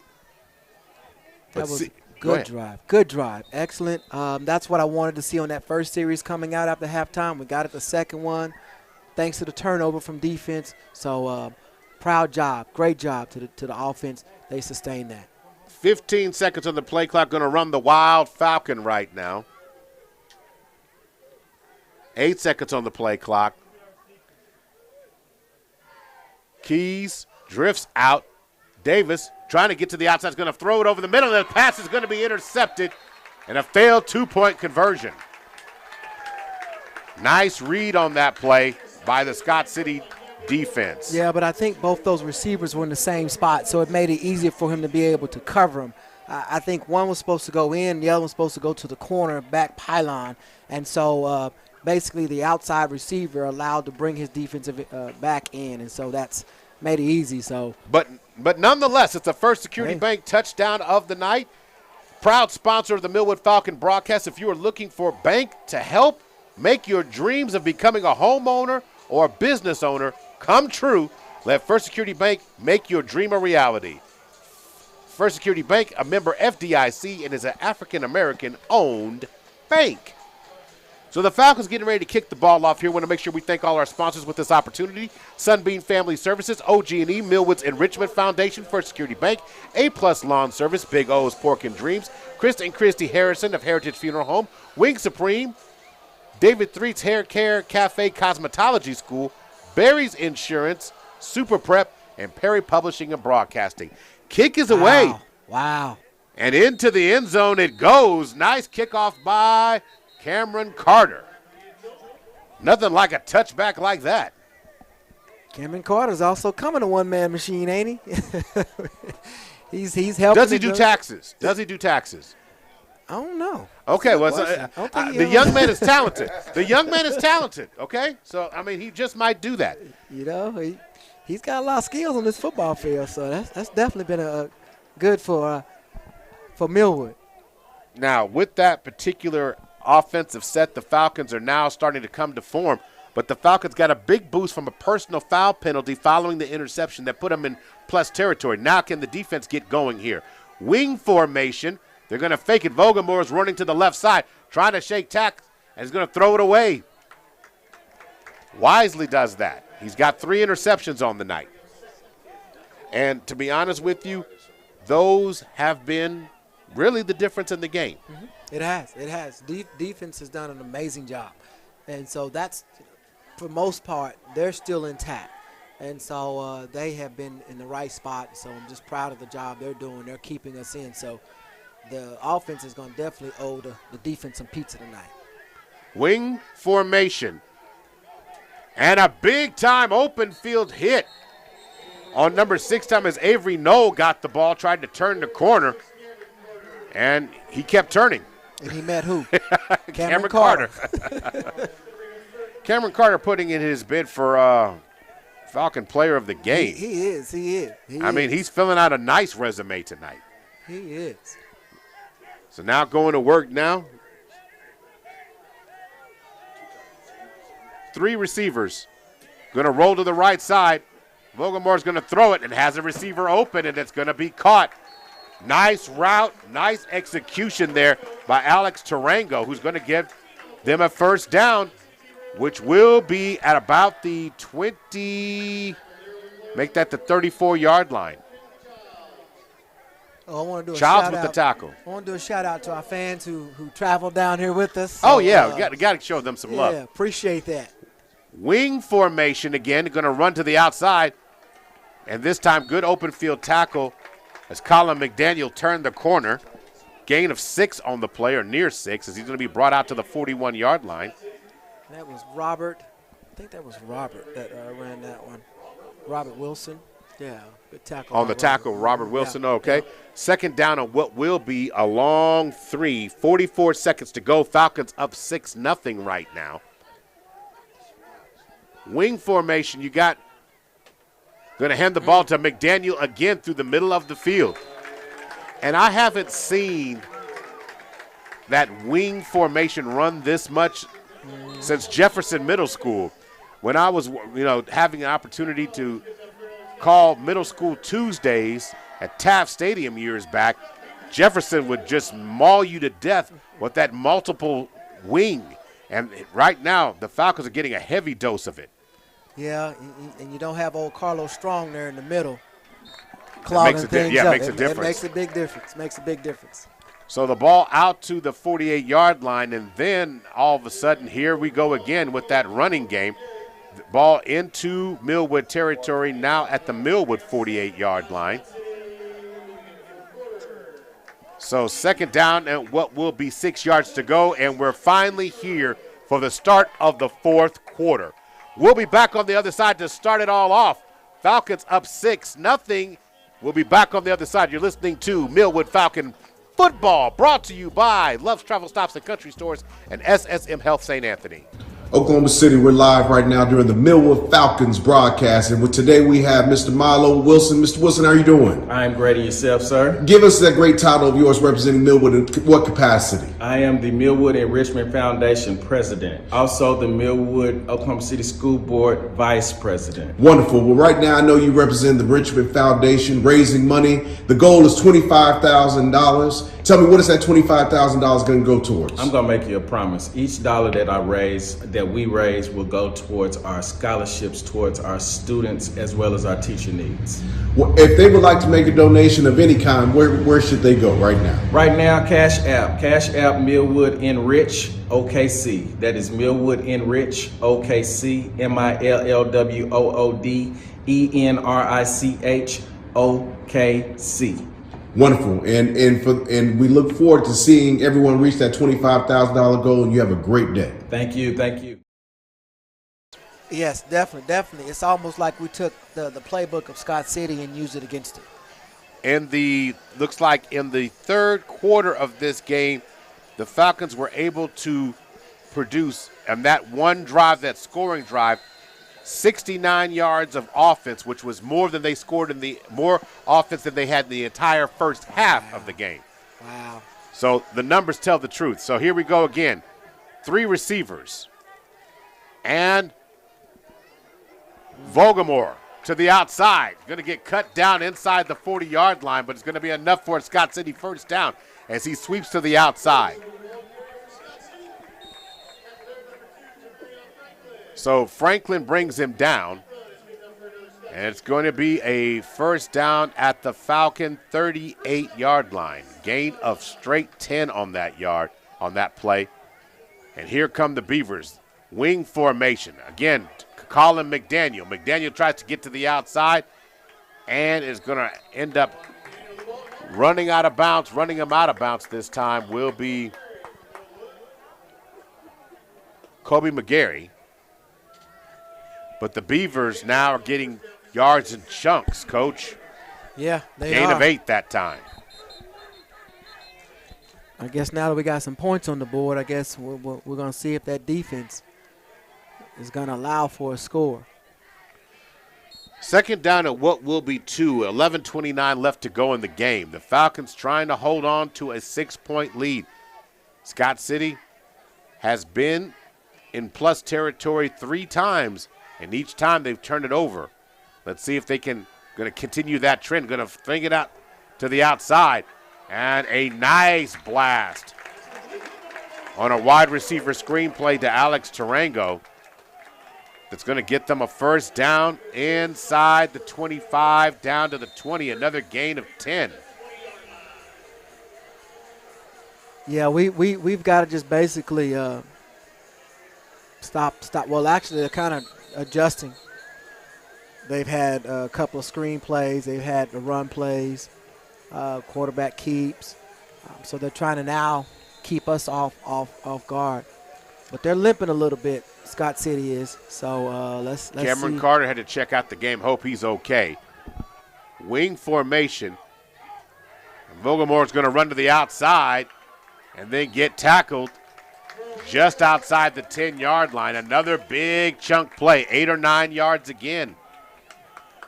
You know, I haven't seen Miko Levine this second half, so I hope maybe he'll get some opportunities. They may have only been playing for the first half, but it'd be good to kind of get him back in there and help on some defense. wing, and false start's going to be the call against Scott City. It's going to move the ball back to the 17-yard line. So second down and what will be 7 yards to go now.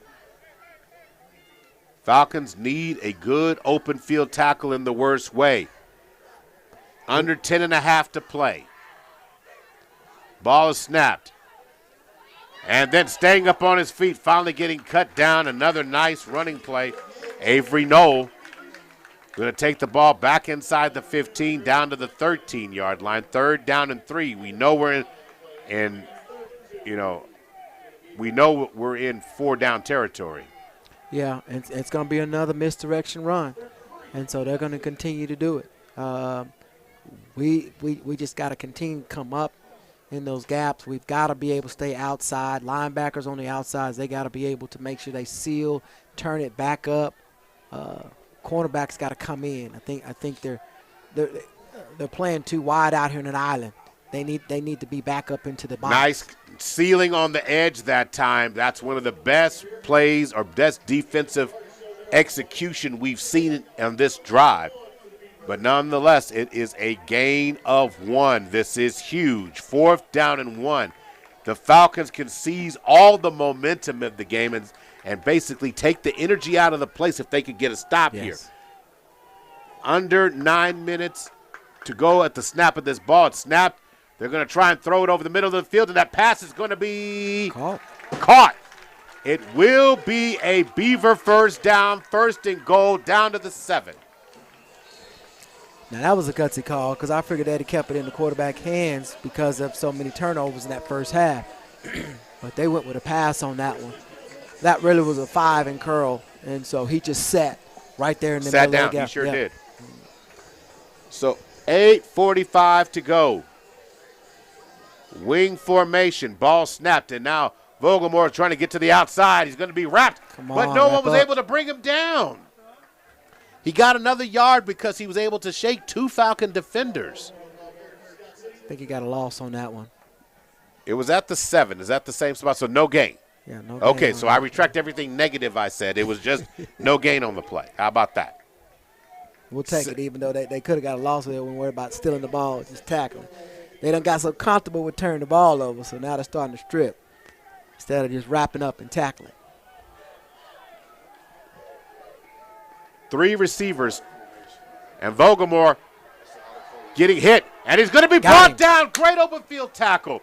Robert Wilson, good job. Great pressure up the middle. First applied on that one. I got to give love to Josiah Woods.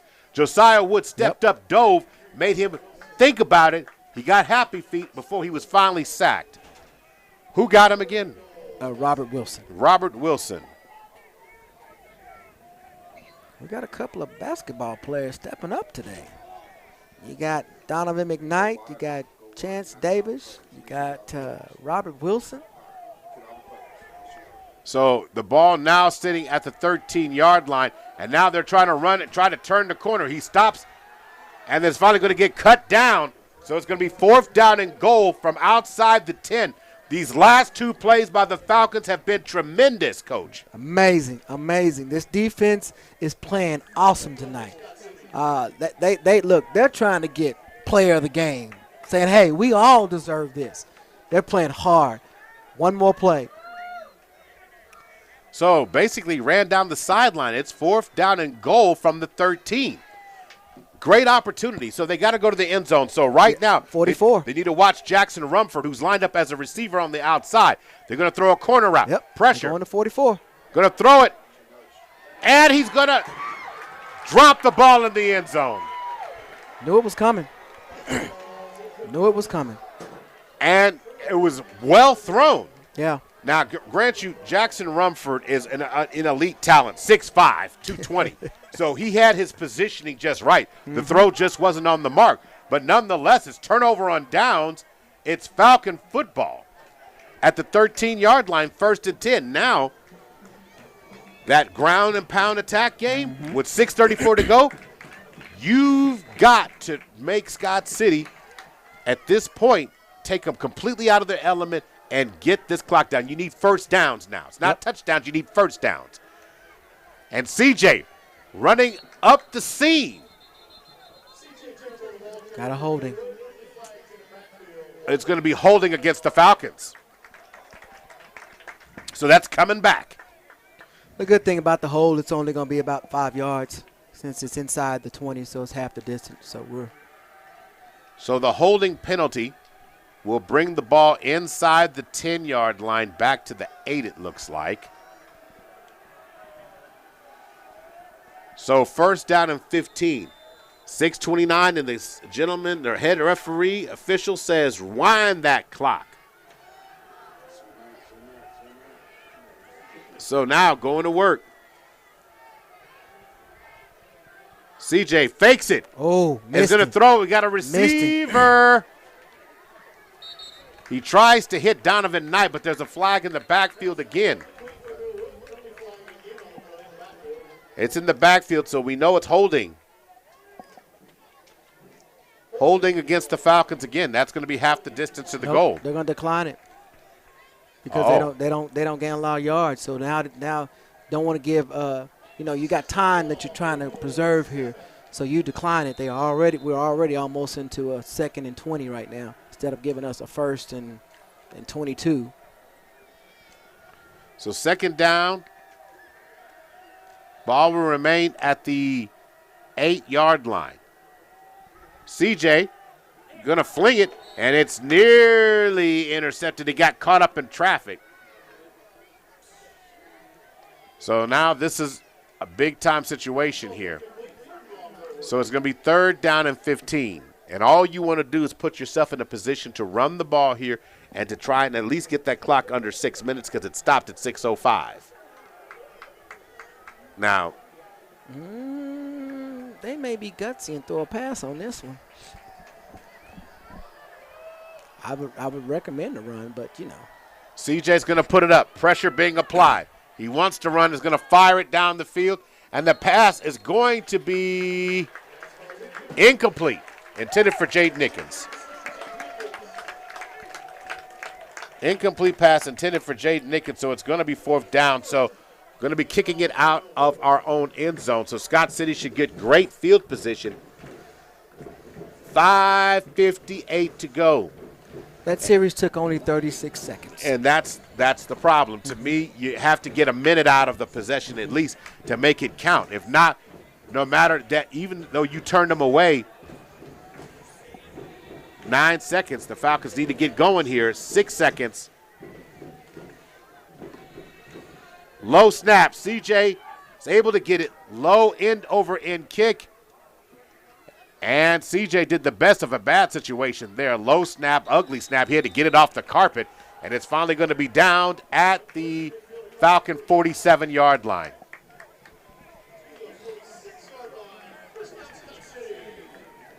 Yeah, defense, like I said, they say defense wins championships. So let's see if this defense can win this game for us here.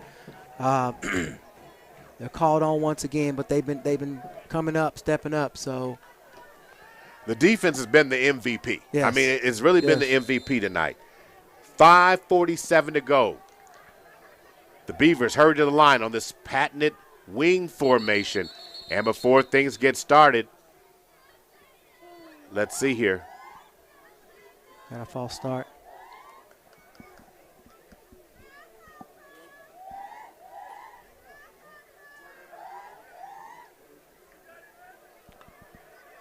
Trying to get an understanding of what it is. Oh, too many men on the field.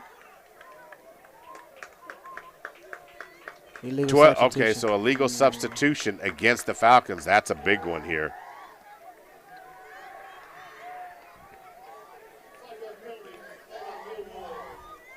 So the only thing good here is it's not an automatic first down, but the ball comes down to the, I don't know how you get it to the 41, but okay.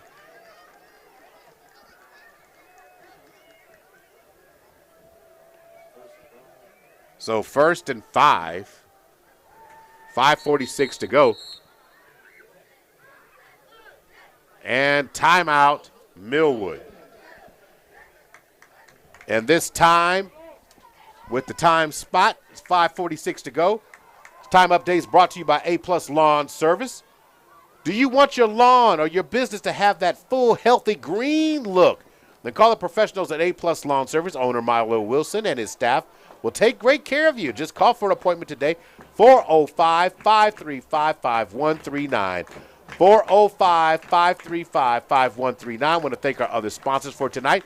Sunbeam Family Services, OG&E, the Millwood Enrichment Foundation, First Security Bank, Big O's Pork and Dreams, Chris and Christy Harrison of Heritage Funeral Home, Wing Supreme, Love Student of the Month, Baby Threats Hair Cafe Cosmetology School, Barry's Insurance, Super Prep, and Perry Publishing and Broadcasting Company.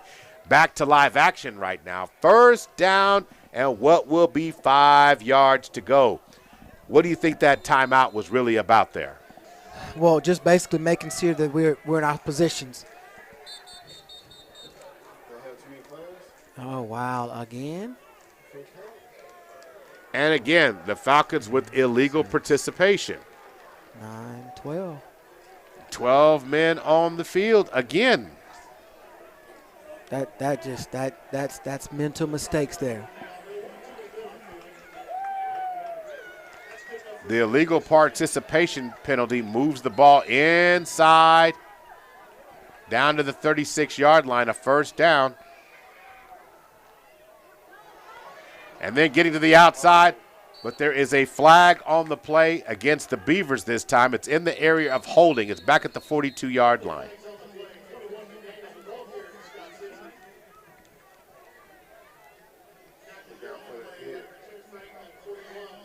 Is there a second flag on the play here? Yeah, well, the referee moved his illegal block in the back.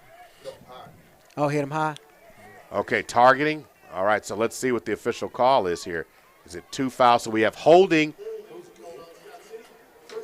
and then we've got targeting, offsetting penalties. We replay the down.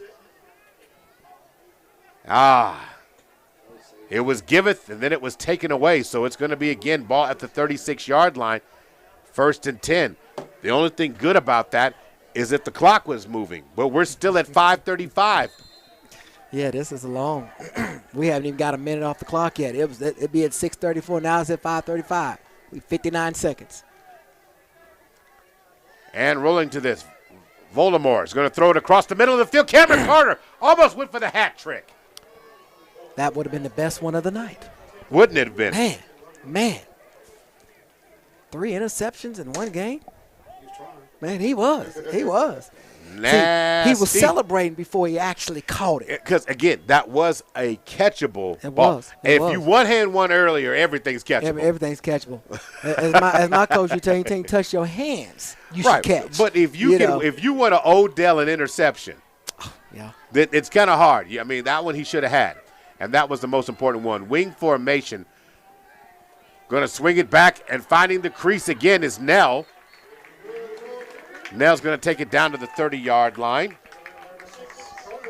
Gain of 6 on the play as Cameron Carter makes the tackle on that. 3rd down and what will be 4 yards to go. And we're just finally getting down to under 5 minutes to go. It's been sitting there forever. It's the longest of 1 minute and 34 seconds.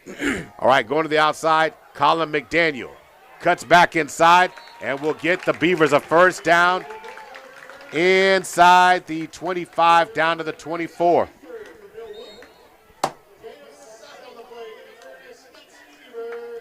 So it was a gain of 7 on the play that takes it down to a 1st and 10 now.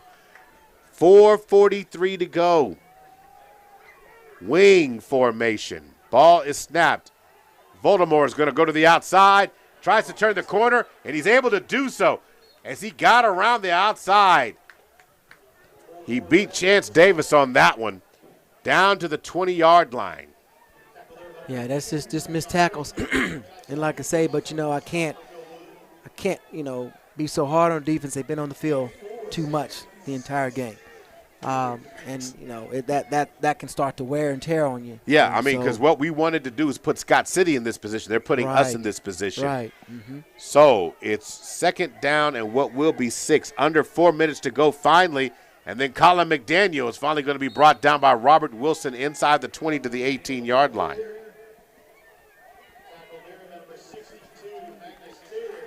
So 3:47 to go. This is 4-down territory regardless. Yep, this is probably their last opportunity to be on offense. And regardless if they score or not, you've got to stop the 2-point conversion. Yes. Well, they don't need a 2-point conversion. They can do 1 point because we didn't make ours, and they got a kicker, number 44. All right. Wing. Pass to number 44. And going to throw it into the flats, and that pass is incomplete, intended for Nell. Good defense, Bubba. Good defense. 4th down and 4. With 3:10 to go, the clock has stopped. Can the Falcons find a way to shut it down?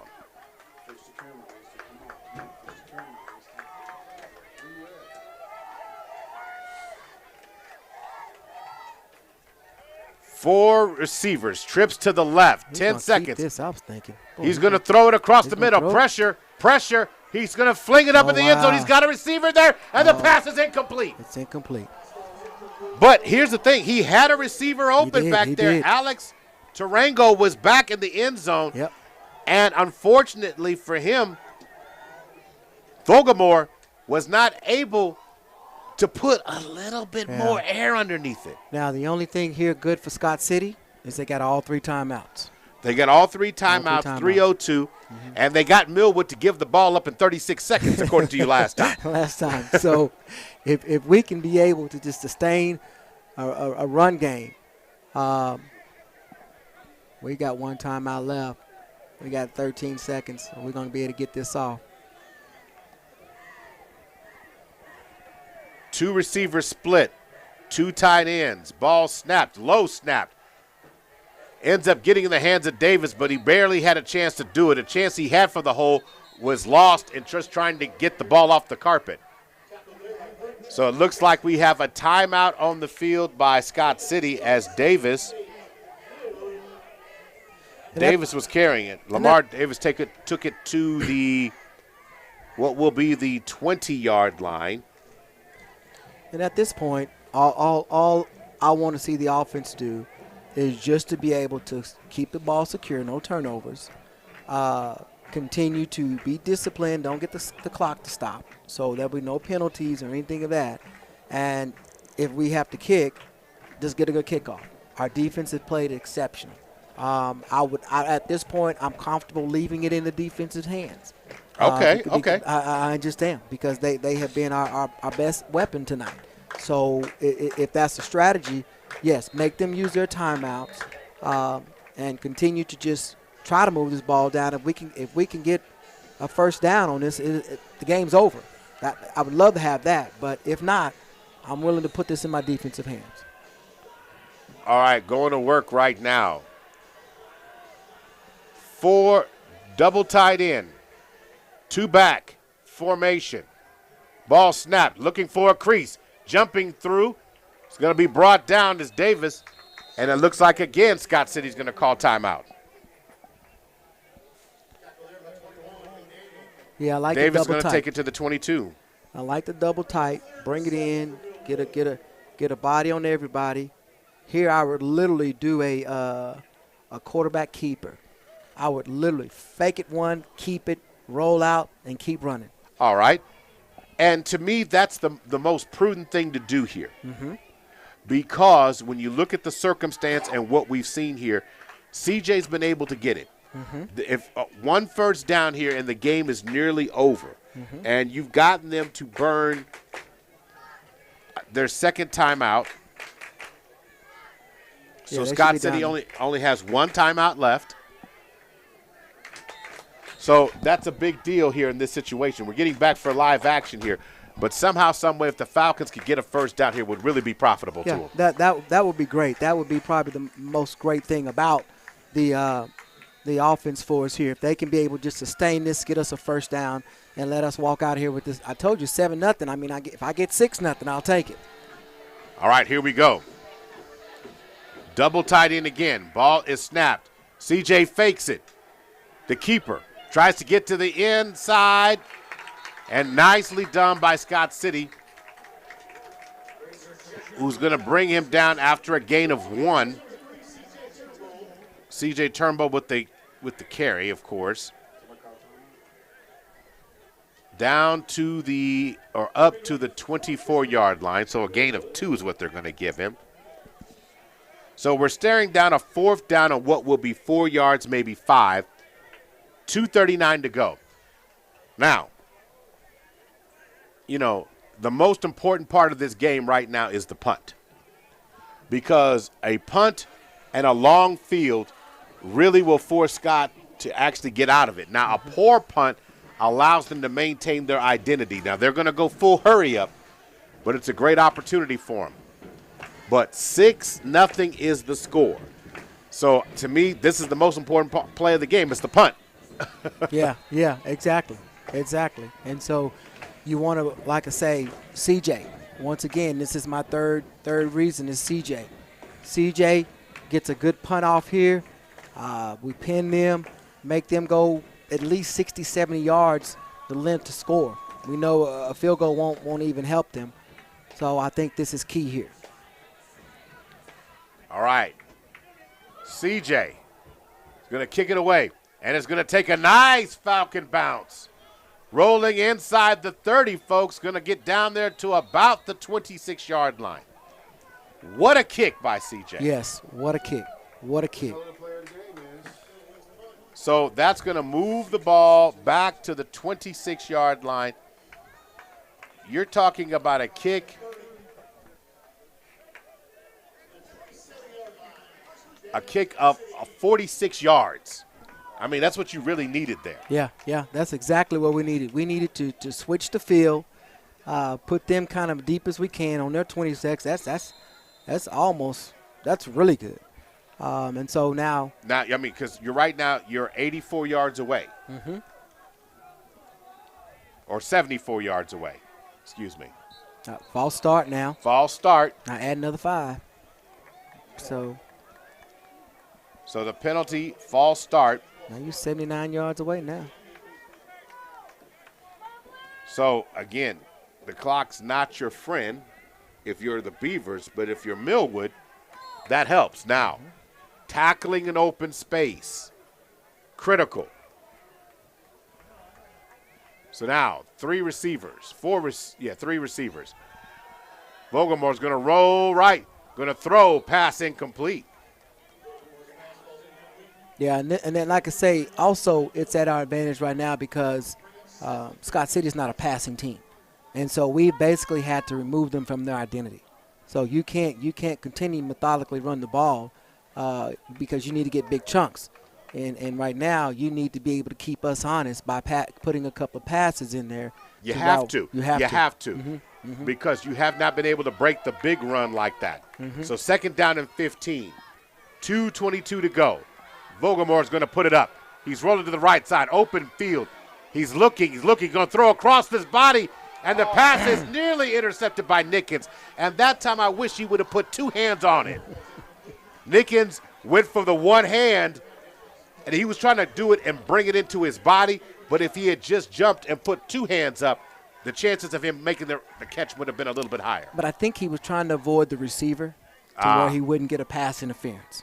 Where, so I think that's why he kind of flexed his body a little bit to try to come around and be able to get that interception. So now 3rd down and 15. Ball's on the ground. He's down. He's down. So he's down on the ground. In the backfield, it will go as a sack. Who's the player that made the play? That was number 30. Number 30 on this one is, of course, Brody Holston? Johnson. Johnson. Jacob Johnson, excuse me. And he's going to be brought down inside the 20, down to the 16-yard line. Again, the defense has answered the bell every time.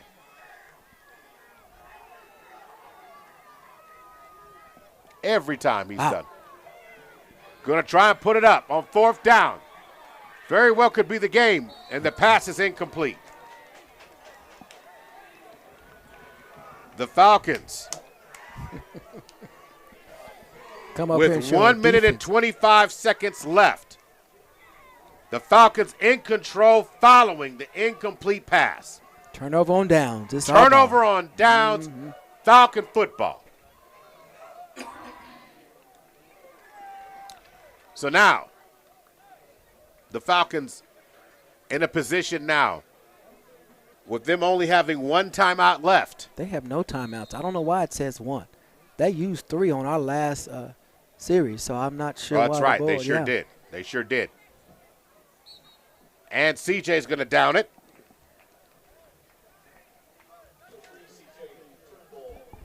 Going to lose about 2 yards on the play.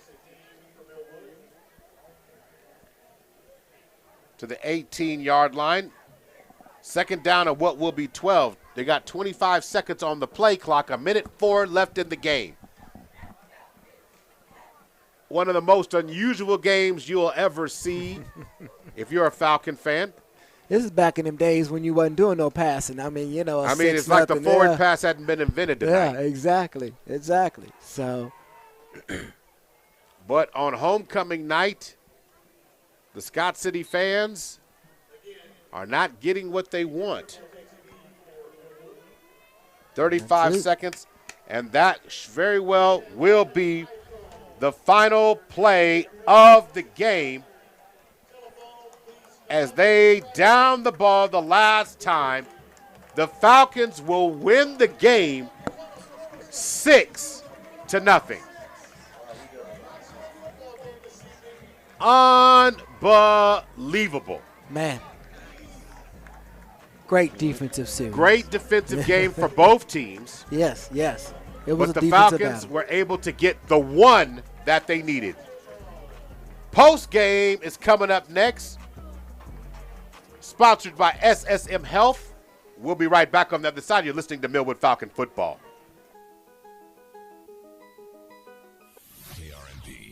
Injuries don't wait. For business hours, now you can be seen 24/7 for sports injuries. Whether you have a sprain or a broken bone, at the SSM Health Bone and Joint Injury Clinic at 13401 Northwestern. Oklahoma City, we're live right now during the Millwood Falcons broadcast. And today we have Mr. Milo Wilson. Mr. Wilson, how are you doing? I'm great. And yourself, sir? Give us that great title of yours representing Millwood in what capacity? I am the Millwood Enrichment Foundation president. Also the Millwood Oklahoma City School Board vice president. Wonderful. Well, right now I know you represent the Richmond Foundation, raising money. The goal is $25,000. Tell me, what is that $25,000 going to go towards? I'm going to make you a promise. Each dollar that we raise will go towards our scholarships, towards our students, as well as our teacher needs. Well, if they would like to make a donation of any kind, where should they go right now? Right now, Cash App Millwood Enrich OKC. That is Millwood Enrich OKC, MILLWOOD ENRICH OKC. Wonderful, and we look forward to seeing everyone reach that $25,000 goal. And you have a great day. Need a banking partner you can count on? Call First Security Bank and Trust Company. It will be the best call you will ever make. Personal banking with First Security Bank and Trust Company can make life so easy. We offer mobile banking, online banking, and qualifying accounts can even make deposits using a cell phone. You will have instant access to all of your financial information, and you're able to check your balance 24 hours a day, 7 days a week. You can transfer funds and even pay bills. You have total control. Plus, we offer personal customer service to help you with all your banking needs. Visit us today at 50. Hey, this right here is a fat butt. Everybody been hearing about it on the radio. You can come to my Millwood City location, 6003 Southeast 15, or you can go to my admin, 285 South Santa Fe. Come get you one of these taters.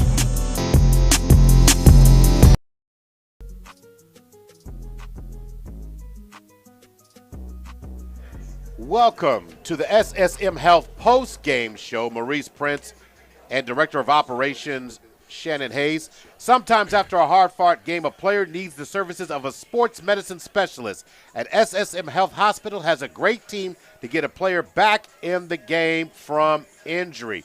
So, again, doing a great job, SSM Health, and we truly appreciate them being a sponsor. But tonight, a game that you did not expect, a game that was 50 points last year, doesn't get 10 this year.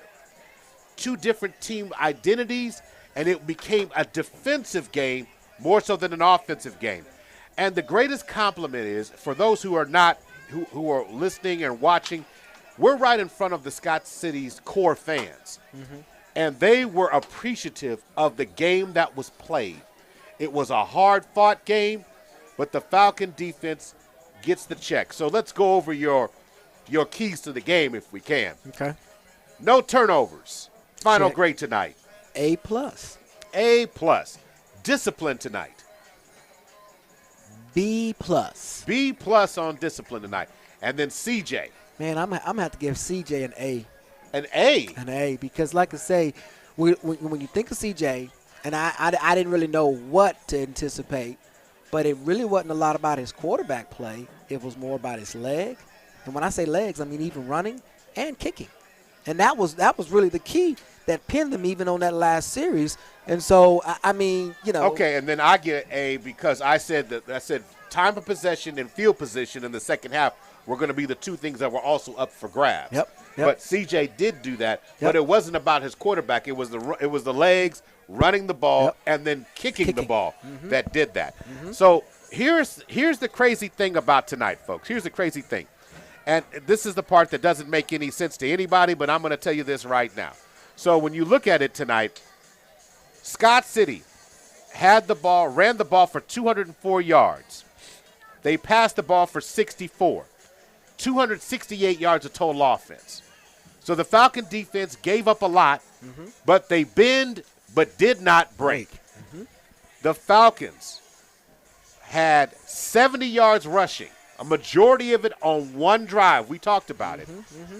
46 yards passing, 116 yards of total offense tonight. And yet you walk out with a win. We drove combined more miles than both teams put together in terms of total yards tonight. What does that say to you? Well, I mean, if you're looking at the score box, if you're looking at the stats, you don't understand how. But what stat you do need to look at is those 3 turnovers. And actually it was 4 because they had on downs on those turnover 4. on downs, yes. Exactly. And I mean, and they had a 5th one with the last one. But I mean, those are really turnovers. Right. So they are. You've got 5 turnovers that our defense was able to come up with, which was amazing. And really, from a couple more, they should have had a little bit more than that. And that, to me, was a huge key in the box that we need to check. I would. Your team tonight, Falcon fans, were out, were minus 152 in total production tonight. But yet the defense got everything they needed to get tonight. Yep. Those 3 turnovers plus 1 in the turnover on downs ends up being one of the key moments or key factors in the game. So it's time now for you, ultimately, to pick the Big O's Pork and Dreams and Super Prep player of the game.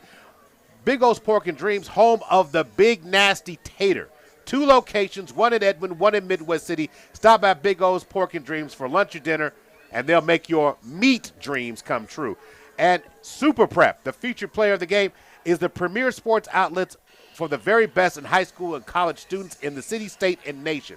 Super Prep can primarily be found on CBS Sports Radio 105.3. So if you had to choose one, well, I mean, now we got a lot of flack last week during the broadcast for giving the game ball to the entire Falcon team. I mean, because it was kind of hard not to because it was so many facets. All 3 levels of the game were scored.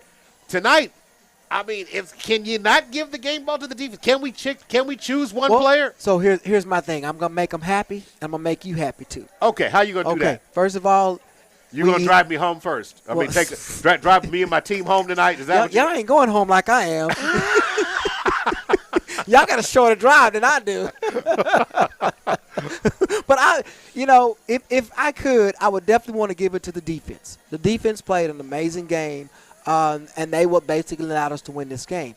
if I have to do on an individual player, it's still going to be on the defense, and it's going to be Carter. Cameron Carter. Cameron Carter would be my MVP player. I mean, he had 3 interceptions.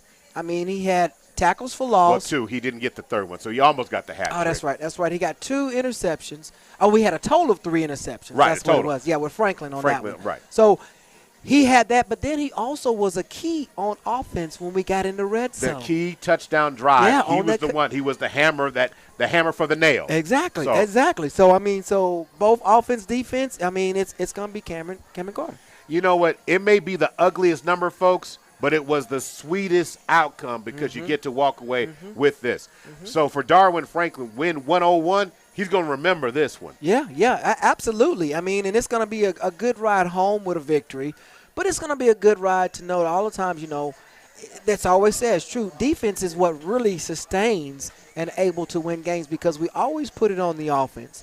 And my thing is that our offense still needs to kind of do some work on things. They're still young. But that defense just really showed who they are. And kudos to Coach Alexander, new defensive coordinator. So, his second win as a coordinator this year.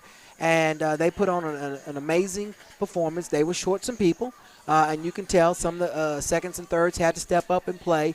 Had some missed tackles. No Zaire Fisher. No Xavier Thompson. Xavier Thompson. I mean, and Zaire, he is a beast back there when you come talking about that secondary. And so he can come down and he can be able to definitely make those tackles on the edges. So, those keys. But those guys stepped up. Bubba Davis and them, they next man up. And, and I'm proud of the job that they did. And so it was good to see that. Donovan McKnight, he had, to me, was an amazing game on offense. Had some great catches. I think he had majority of that 46 yards of receiving. So, those are good to see, some good spots. That gives you some encouragement knowing going forward it makes our arsenal more larger. Right. And also this was a measuring game for the team. And going into district, your team has heart and can play games in any style at this point. Right. So, and like I say, and we probably won't. We may not see a team like this in playoffs. A strong running team like this, an Army or Navy. But, you'll have more of a balanced attack on some things. But it still gave us an opportunity that if we do, we can still make the adjustments.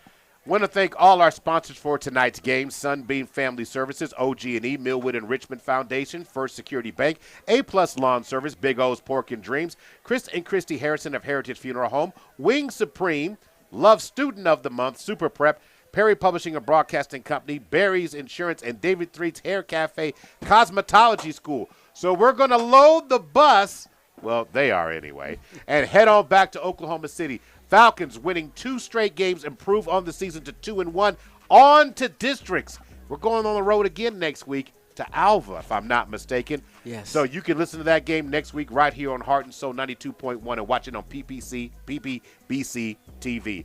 For Director of Operations Shannon Hayes, I'm Maurice Prince. Want to shout out Stevie in studio holding us down, and our on-site producer C. Neal and Langston on camera. Guys, have a great night.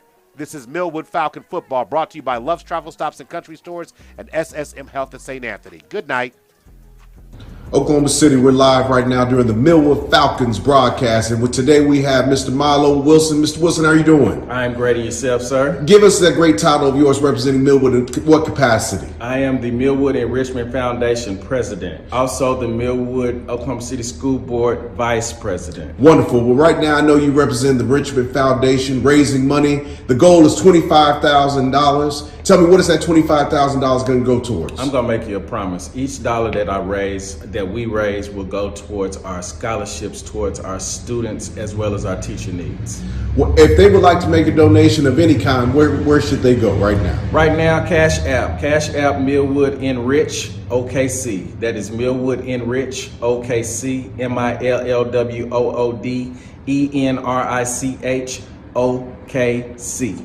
Wonderful, and we look forward to seeing everyone reach that $25,000 goal. And you have a great day. Thank you.